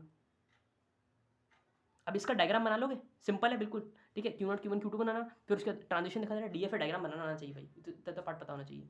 अब इसको वेरीफाई कैसे करूँ कि ये टेबल मेरी सही बनी है, ठीक है। तो इसको वेरीफाई करने के लिए शॉर्टकट मेथड करते हैं। तो शॉर्टकट मेथड मैंने आपको क्या बताया था कि Q कॉमन सिग्मा Q/सिग्मा लिखेंगे, ABC लिखेंगे और नल लिखेंगे, नल क्लोजर वाले टाइम पे। नल को हम ऐसे भी रिप्रेजेंट करते हैं कुछ कुछ किताब में, और इसको कई बार ऐसे भी रिप्रेजेंट किया जाता है कुछ कुछ किताबों में, क्लियर है। देखिए कंपाइलर डिजाइन के लिए एक बेस्ट किताब अगर मैं बताऊं आपको तो ए पुंतम बेकार एक बहुत बढ़िया किताब है, बहुत ज़्यादा बढ़िया किताब है, ठीक है। मतलब आपको जब आप इसमें क्वेश्चंस लगाएंगे ना, या जब आप इसमें क्वेश्चंस देखेंगे तो आपको लगेगा कि हाँ इससे हमारा कंसेप्ट क्लियर हो रहा है, ठीक है। तो वो एक बहुत अच्छी किताब है अगर आप इसको अपने हायर फर्दर स्टडीज़ में पढ़ेंगे तब भी, और वैसे कंपाइलर डिजाइन के लिए एक अच्छी किताब है ए पुंतम बेकार। Otherwise Ullman is also best book, but first number पे मेरी प्रायोरिटी में आती है ए पुंतम बेकार, नॉट उल्मन, क्लियर। नेक्स्ट आगे बढ़ते हैं। वैसे Ullman is also a good book, मतलब बहुत सारी यूनिवर्सिटीज़ प्रेफर करती हैं, बट जो मुझे सही लगा वो दैट इज़ ए पुंतम बेकार का जो कंटेंट था या जो क्वेश्चंस थे वो आपको मार्क करे हुए लिखा हुआ है कि कौन सी ईयर में कौन सा क्वेश्चन आया वो, दैट इज़ गुड, ठीक है। तो वो मुझे अच्छा लगा, ठीक है। तो आप मतलब किसी भी बुक को प्रेफर कर सकते हैं, बोथ आर स्टैंडर्ड बुक्स, ठीक है। नेक्स्ट देखिए, अब हम क्या कर रहे थे, हम NFA टेबल बनाए थे शॉर्टकट ट्रिक से। शॉर्टकट ट्रिक से कैसे बनाएंगे, Q0 ABC पे कहाँ पे जा रहा था, तो अभी देख लेते हैं। Q0 A पर कहीं कहीं नहीं जा रहा है, B पर कहीं जा रहा है, B पर Q1 में जा रहा है, Q0 A पर कहीं नहीं जा रहा है, B पर कहाँ जा रहा है, Q1 में जा रहा है, और C पर कहाँ जा रहा है, Q2 में जा रहा है, ठीक है, क्लियर हो गया। अब देखिए आगे बढ़े, अब नल पे कहाँ जा रहा है, नल पे वो Q1 और Q2 में जा रहा है। बस लिखते हैं हम इस टेबल को, लिखते हैं हम नल को, बट जो फाइनल टेबल आती है उसमें नल नहीं रहता है, ठीक है। तो हमने इस तरीके से सबके लिए लिख देना है, हमने लिख दिया, ठीक है। अब इसको DFA में कैसे कन्वर्ट करेंगे, तो इसको DFA में कन्वर्ट करने के लिए Q0 का नल क्लोजर क्या रहेगा, Q0 Q1 Q2। अब Q0 Q1 Q0 Q1 Q2 A पर कहाँ गया, इसमें गया Q0 पे, इसका नल क्लोजर Q0 Q1 Q2। अब B पर कहाँ गया, Q1 Q2 और डैश में, मतलब इन दोनों का यूनियन लो Q1 Q2, और उसका भी नल क्लोजर तो Q1 Q2 ही आएगा, ठीक है। आगे बढ़ते हैं। अब Q0 C पर कहाँ गया, Q0 Q2 और डैश में, तो इन तीनों का यूनियन लेके क्या आ जाएगा, Q0 Q2 आ जाएगा। अब उसका भी नल क्लोजर क्या आ जाएगा, Q0 Q1 Q2। हमेशा इन तीनों का यूनियन लोगे, उसका भी नल क्लोजर निकाल के हमेशा इधर लिखोगे, यही तो करते थे हम वहाँ पे, तो बस वही कर दिया। सर्कल कौन सी स्टेट्स हो जाएंगी, जहाँ पे Q2 होगा, तो जहाँ पे Q2 है हमने उन सबको सर्कल कर दिया, और जब आप फाइनली देखोगे तो हमारे पास वो सारी स्टेट्स आ गई, ठीक है। वैसे ही कुछ डायग्राम हमें दिख रहा है, इधर भी हमारे पास देखो जो अभी कैसे आया। फिर हमने देखा कि अब यहाँ पे हमारे कौन सी स्टेट्स नहीं है, तो Q1 Q2 इधर नहीं है, तो Q1 Q2 इधर लिखा, और फिर उसके करस्पॉन्डिंग हमने इधर मैच कर लिया, ठीक है। वही काम करा है। अब फाई इधर आ गया तो फाई हम इसे इधर भी कर देंगे, तो फाई भाई फाई इधर है, इधर नहीं है, तो हमने फाई इधर कर दिया। अब कोई ऐसी स्टेट बची जो हमारी इधर हो और इधर नहीं है, तो ऐसा कोई भी नहीं बचा, तो इसलिए हमने स्टॉप कर दिया इस प्रोसेस को, क्लियर है। तो ये हमारे पास देखो टेबल मैच हो गई, मतलब हमारा NFA और हमारा DFA जो है वो दोनों का सेम बना। ये शॉर्टकट मेथड हो गया जो आपके एग्जाम में नहीं करके आना है, जब 10 नंबर का क्वेश्चन आएगा तो आप ऐसे पूरा करके आओगे, तो DFA हमारा ये बन गया। वेरीफाई करने के लिए एक अच्छी ट्रिक है, मतलब आप शॉर्टकट मेथड से वेरीफाई कर सकते हो। अब देखिए, अब मिनिमाइज करना है DFA को, मिनिमाइज भी इस क्वेश्चन में पूछा गया, मिनिमाइज भी करो, तो मिनिमाइज कैसे करेंगे, तो हमने बहुत सिंपल तरीका बताया था मिनिमाइज करने के लिए। जब ज़्यादा वेरिएबल है तो उसको एक A नाम दे दो, तो इसको A नाम दे दो, इसको B नाम दे दो, इसको C नाम दे दो, तो ABC नाम दे दिया। तो A पर कहाँ जा रहा है, कैपिटल A में, B पर कहाँ जा रहा है, Q1 Q2 में, Q1 Q2 क्या है, B है, तो B A, इस तरीके से हमने नेमिंग कर दी, ठीक है। और फाई को फाई रहने दिया, ठीक है। बाकी ABC वैसे की वैसी सर्कल रहेंगी क्योंकि Q2 थी, ठीक है। अब इसका हम क्या करेंगे, इसको मिनिमाइज करेंगे। मिनिमाइज करने के लिए क्या प्रोसेस होती थी हमारे पास, वही कि हम पाई नॉट निकालते थे, फिर पाई 1, फिर पाई 2, फिर इस तरीके से बढ़ाते चले जाते थे जब तक हमारी pi n equal to pi n -1 नहीं हो जाए, क्लियर है। एक चीज़ और, इससे पहले एक स्टेप और करते थे, identify all the unreachable state from the initial state. तो क्या इनिशियल स्टेट से ऐसी कोई स्टेट है जिसमें हम नहीं रीच कर पा रहे हैं, तो यहीं से देख लो, क्या A से B जा पा रहा हूँ, हाँ A से B देखो जा पा रहा हूँ। क्या A से C जा पा रहा हूँ, A से C, A से B गया, फिर B से C गया, ठीक है, C भी जा पा रहा हूँ। क्या A से फाई जा पा रहा हूँ, A से फाई, A से B गया, B से C गया, C से फाई गया, हाँ ठीक है, फाई जा पा रहा हूँ। सारी स्टेट्स रीचेबल हैं इनिशियल स्टेट से, तो हमारी कोई भी स्टेट इसमें से हटेगी तो नहीं, ये बात कंफर्म हो गई, ठीक। आगे बढ़ते हैं। आगे हमने क्या सोचा कि भाई क्या इसमें से जो ऐसी स्टेट्स हैं जो पाई के साथ, अब देखेंगे तो पाई के साथ कैसे करेंगे वो देखिए। तो ये आ गया था हमारे पास पाई नॉट। पाई नॉट क्या था हमारे पास, F, Q minus F. Pi not आ गया A, B, C। भाई F हमारे पास फाइनल स्टेट्स क्या है, ABC, और Q माइनस एफ मतलब जो बची दैट इज फाई, ठीक है। अब देखा कि भाई ABC में अब इसको तोड़ेंगे, अब इसको तोड़ने का तरीका क्या होता है, इसको तोड़ने का तरीका बस वही कि भाई देखो AB के लिए AA दोनों एक में है, AA दोनों एक में है, ठीक है। BC दोनों एक में है, दोनों एक में है, ठीक है। AA दोनों एक में है, ठीक है, नहीं टूटेगा, मतलब A और B तो हमेशा साथ में चलेंगे। अब आगे बढ़ते हैं, AC को चेक कर ले रहे हैं। A और C के लिए चेक करो, A और फाई दोनों अलग है, मतलब A और C अलग हो गए, तो मतलब A और B साथ में हो गए और C अलग हो गया, ठीक है। अब फिर से अगले स्टेप में चेक करा, पाई टू में AB को तोड़ेंगे। अब देखो क्या AB टूट रहा है, क्या AB टूट रहा है, तो AB में AA एक साथ है, ठीक है, नहीं टूट रहा है, एक सब दोनों एक साथ हैं। B और C दोनों अलग अलग पेयर्स में हम, तो इसको भी तोड़ देंगे, तो A आ गया और B आ गया और C आ गया और फाई आ गया। अब देखो सब अलग हो गए, तो इसका मतलब क्या हुआ कि जो हमारा DFA बना वही मिनिमाइज DFA था, that is already a minimize DFA, ठीक है। तो pi 3 equal to pi T pi 2, क्योंकि जब आप पाई 3 निकालोगे तो पाई 3 भी इतना ही आने वाला है, अब इससे ज़्यादा तो टूटेगा नहीं, तो that is stop the process, so the DFA is a minimize DFA. यही हमारा कंप्लीट क्वेश्चन का आंसर हो गया। डीएफए का डायग्राम बना के आना, ध्यान रखना। ओके अब देखते हैं नल एनएफए से डीएफए का दूसरा क्वेश्चन। अब इसमें हमें मिनिमाइज नहीं करना है हमें डीएफए को, इसमें हमें क्या करना है, सिर्फ नल एनएफए से डीएफए में कन्वर्ट करना है। तो वही लॉन्ग अप्रोच हम इस्तेमाल करेंगे, क्योंकि अज्यूम कर रहे हैं ये 10 मार्क्स का क्वेश्चन आ रहा है तब, क्लियर है, ठीक है। तो हमारे पास ये क्वेश्चन दिया हुआ है, अभी नल एनएफए में है, अब इसको मैं डीएफए में कन्वर्ट करना है। तो सबसे पहले हमेशा काम क्या होता है, नल क्लोजर निकाल लेना। तो नल क्लोजर क्यू नॉट का निकालो, क्यू नॉट पे स्टैंड करके आप नल की हेल्प से कहाँ कहाँ पे जा सकते हो, आप Q1 पे जा सकते हो, आप Q2 पे जा सकते हो, और Q0 पे तो जा ही जा सकते हो। तो हमेशा Q0 Q1 Q2। अब होता क्या है, जल्दीबाजी में बच्चे जो है इसमें Q0 नहीं लिखते हैं, Q1 Q2 तो लिख देते हैं। तो इस चीज़ का बहुत ज़्यादा ध्यान रखना है, क्योंकि अगर आपने Q0 छोड़ दिया तो एग्जामिनर वहीं पे काट देगा यार। पूरी जो आपने कैलकुलेशंस करी होंगी, जो भी दिमाग लगाया होगा, जो भी टाइम स्पेंड करा होगा, वो सब वर्थ नहीं होगा, कुछ भी वर्थ नहीं जाएगा, ठीक है। इसलिए आपको ध्यान रखना है कि जिसका भी नल क्लोजर आप निकाल रहे हैं उसमें उस स्टेट को तो लिखेंगे ही, ठीक है, खाली तो हो गए नहीं, क्लियर है। अब देखिए नल क्लोजर Q1 के लिए बात करें तो Q1 का नल क्लोजर नल से कहीं और जा सकते हैं, कहीं नहीं जा सकते हैं, तो Q1 तो रहेगा ही, ठीक है। सिमिलरली Q2 के लिए भी कहीं नहीं जा सकते हैं, तो Q2 रह गया। Q3 पे भी नल से कहीं नहीं जा सकते हैं, ठीक है, तो Q3 ही रहेगा। Q4 से भी नल से कहीं नहीं जा सकते हैं, तो Q4 ही रहेगा, क्लियर है। अब देखिए वही काम जो हम अभी तक करते आ रहे थे, वही फॉर्मूला, ठीक है। अब हम क्या करेंगे, Q0 Q1 Q2 Q3 Q4 सबका 0 और 1 दोनों टर्मिनल सिंबल्स के लिए निकालेंगे, क्योंकि नल से हमें मतलब नहीं है। यहाँ पे हमारे पास सिग्मा क्या है, यहाँ पे हमारे पास सिग्मा है 0,1, जैसे पिछले वाले क्वेश्चन में हमारे पास क्या था, A,B था, यहाँ पे 0,1 है, तो उन सब के लिए निकालेंगे। तो Q0 0 के लिए, Q0 1 के लिए, सिमिलरली Q1 0 के लिए, Q1 1 के लिए निकलेगा, ठीक है। तो अभी ये जो मैं पूरी प्रोसेस कर रहा हूँ, अब मैंने आगे ये नहीं करा है, बट आपको ये हर क्वेश्चन में पूरा करना है, क्लियर है। तभी आपका जो है दिखेगा कि हाँ भाई आपने क्वेश्चन को बिल्कुल स्टेप वाइज करा है, क्लियर। अब देखिए null closure equals of del cap Q0 comma null comma 0, इसका मतलब क्या हुआ, null closure of Q0 comma 0। तो नल क्लोजर Q0 का कितना है, Q0 Q1 Q2 कॉमा 0, तो Q0 0 पर, Q1 0 पर और Q2 0 पर, इस तरीके से हम लिख दिया। अब ये क्या है, ट्रांजिशन ऑफ Q0 0, मतलब Q0 0 से कहाँ पे जा रहा है, तो Q0 0 लेके कहीं पे जा रहा है, देखिए Q0 0 लेके कहीं नहीं जा रहा है, ठीक है। अगर आपको प्रॉब्लम हो रही है कि मैं बार बार पेज ऊपर नीचे करूँगा, इससे बढ़िया आप PDF खोल लें और वहाँ पे जाके आप ऊपर नीचे स्क्रॉल डाउन करके देख सकते हैं, मतलब उस टैब में आप बेसिकली उस पर्टिकुलर इमेज को देख सकते हैं और यहाँ पे आप समझ सकते हैं, ठीक है। तो Q0 0 पर 5 में जा रहा है, मतलब कहीं पे भी नहीं जा रहा, ठीक है। Q1 0 पर देखिए, तो Q1 अगर मैं 0 पे दिखाऊँ तो Q1 0 पर कहाँ जा रहा है, Q3 में जा रहा है, तो ठीक है मैंने Q3 लिख दिया, क्लियर है।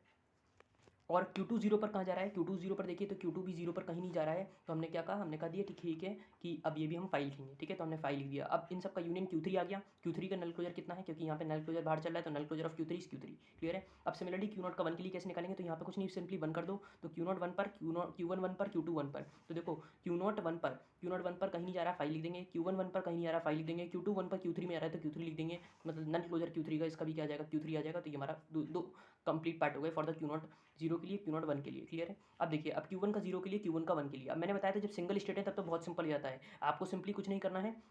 जैसे हमने देखा था कि Q1, अब हम देखेंगे तो नल क्लोजर ऑफ Q1 आएगा अंदर, ठीक है। तो नल क्लोजर Q1 का Q1 ही है, और Q1 को हमें सिंपली टेस्ट करना है किसके लिए, 0 के लिए। तो 0 पर कहाँ जा रहा है, Q3 में जा रहा है, और Q3 का नल क्लोजर कितना है, Q3। पूरे फॉर्मूले से करेंगे तब भी यही आंसर आने वाला है, पूरे स्टेप वाइज करेंगे, ठीक है। सिमिलरली जब Q1 1 के लिए चेक करेंगे, तो Q1 1 के लिए नल क्लोजर में अंदर क्या आएगा, Q1, और Q1 1 पे कहाँ जा रहा है, Q1 1 पे कहीं नहीं जा रहा है, Q1 1 पे कहीं नहीं जा रहा है। तो अगर कहीं नहीं जा रहा है तो हमने क्या कहा कि भाई वो 5 हो जाएगा, और नल क्लोजर 5 का कितना हो जाएगा, 5, तो हेंस आंसर 5 आ गया, ठीक है। सिमिलरली Q2 0 पर 5, Q2 1 पर Q3, इस तरीके से आप सबकी वैल्यू कंप्यूट करेंगे, और उसके बाद आप NFA टेबल बनाएंगे। अब NFA टेबल में हमेशा ध्यान रखेंगे, हमेशा पहले Q0 0 पर कहाँ जा रहा है, Q3 में, 1 पर कहाँ जा रहा है, Q3 में। यहाँ पे आपको उससे कोई मतलब नहीं है कि आप नल क्लोजर कैसे लिखेंगे, उससे कोई मतलब नहीं है। यहाँ पे हमने सिर्फ Q0 Q1 Q2 Q3 और Q4 की वैल्यू निकालनी है, तो सिर्फ उतना ही काम करेंगे, ठीक है। तो Q0 Q1 Q2 Q3 Q4, clear है, बात एकदम क्लियर रहनी चाहिए, ठीक है।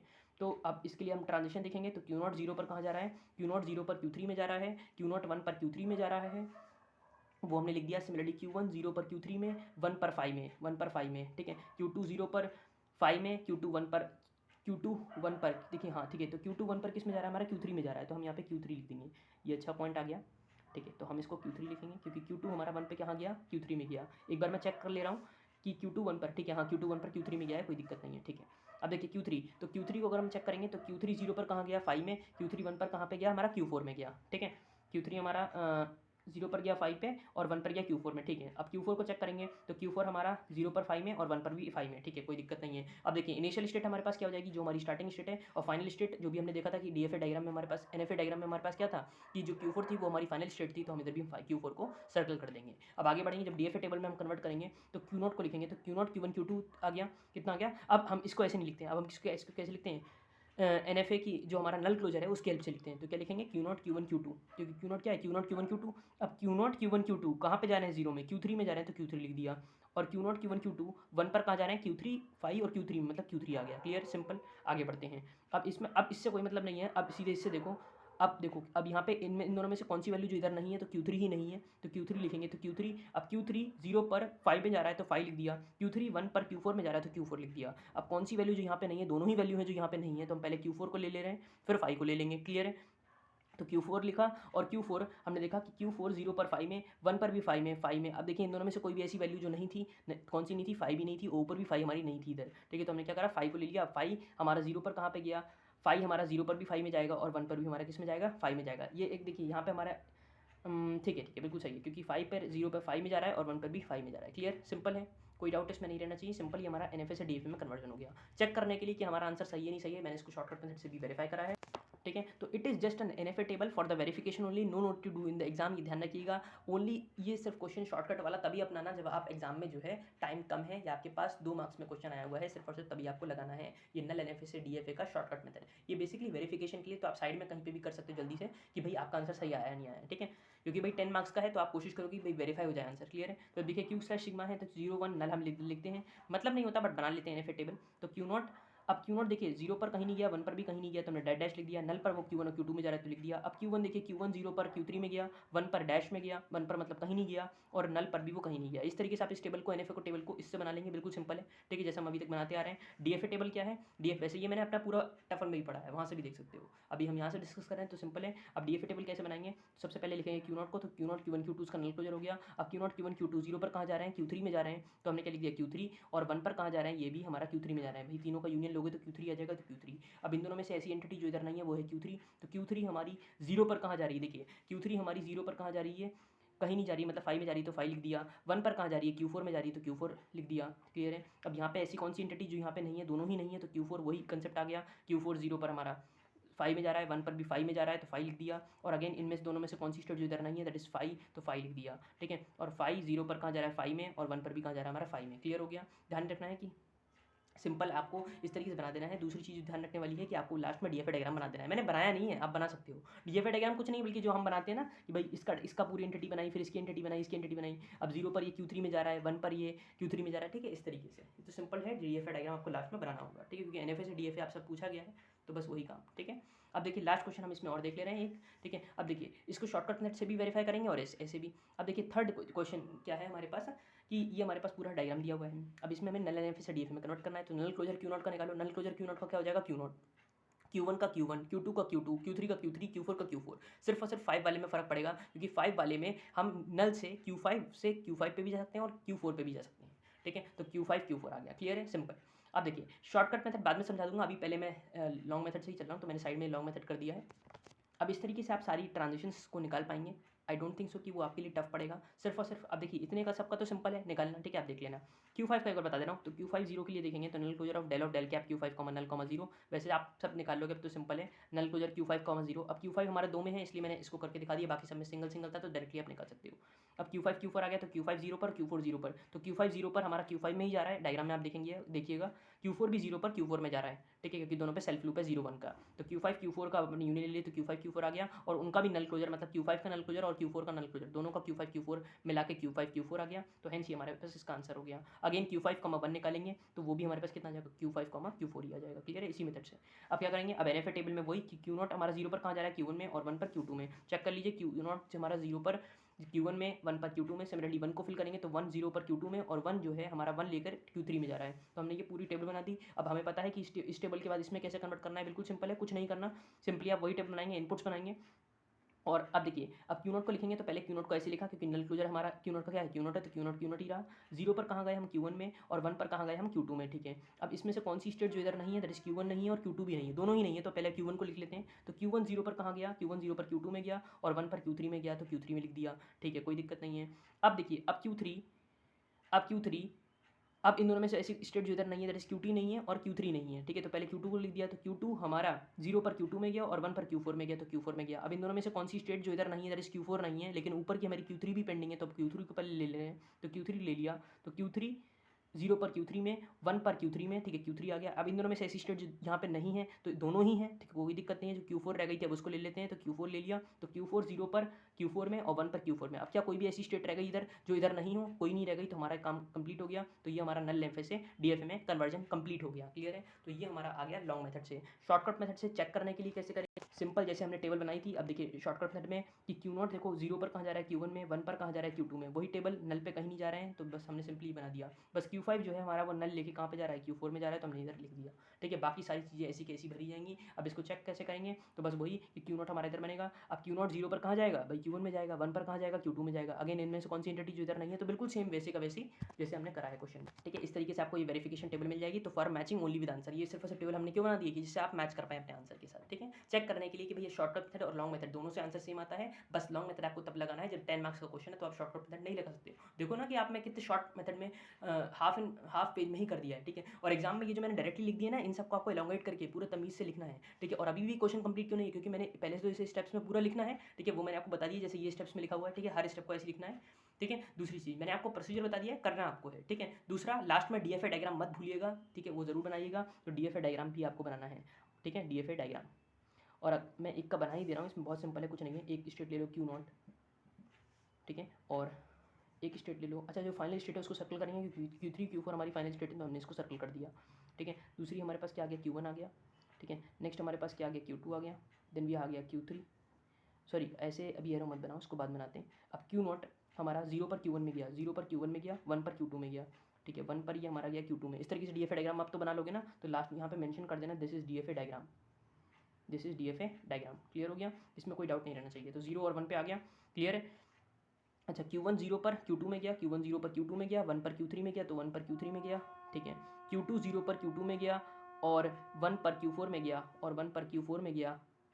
ठीक है, Q3 0 पर Q3 में गया और 1 पर भी Q3 में गया, तो 0,1 पे गया, और Q4 0,1 पे हमारा इसी में है। तो बेसिकली अगर आप देखो तो Q4 जो है हमारा वो डेड स्टेट है, क्योंकि Q4 कहीं और नहीं जा रहा है। ठीक है, Q4 कहीं पे भी और नहीं जा रहा है। ठीक है, तो इस तरीके से आप आइडेंटिफाई कर सकते हैं कौन सी हमारी डेड स्टेट है। सिमिलरली Q3 भी एक तरीके से डेड स्टेट ही है। क्लियर है? तो आई होप आपको ये पूरा कंसेप्ट क्लियर होगा, ये पूरा चैप्टर क्लियर हो गया होगा। मैंने कोशिश करी है 1.5 आवर में इस पूरे चैप्टर को कंप्लीट करने की, 1 शॉट में। ठीक है, जो भी इंपॉर्टेंट कंटेंट था वो मैंने आपको बता दिया पूरी वीडियो में कि आपको कहाँ से कैसे कैसे रेफर करना है।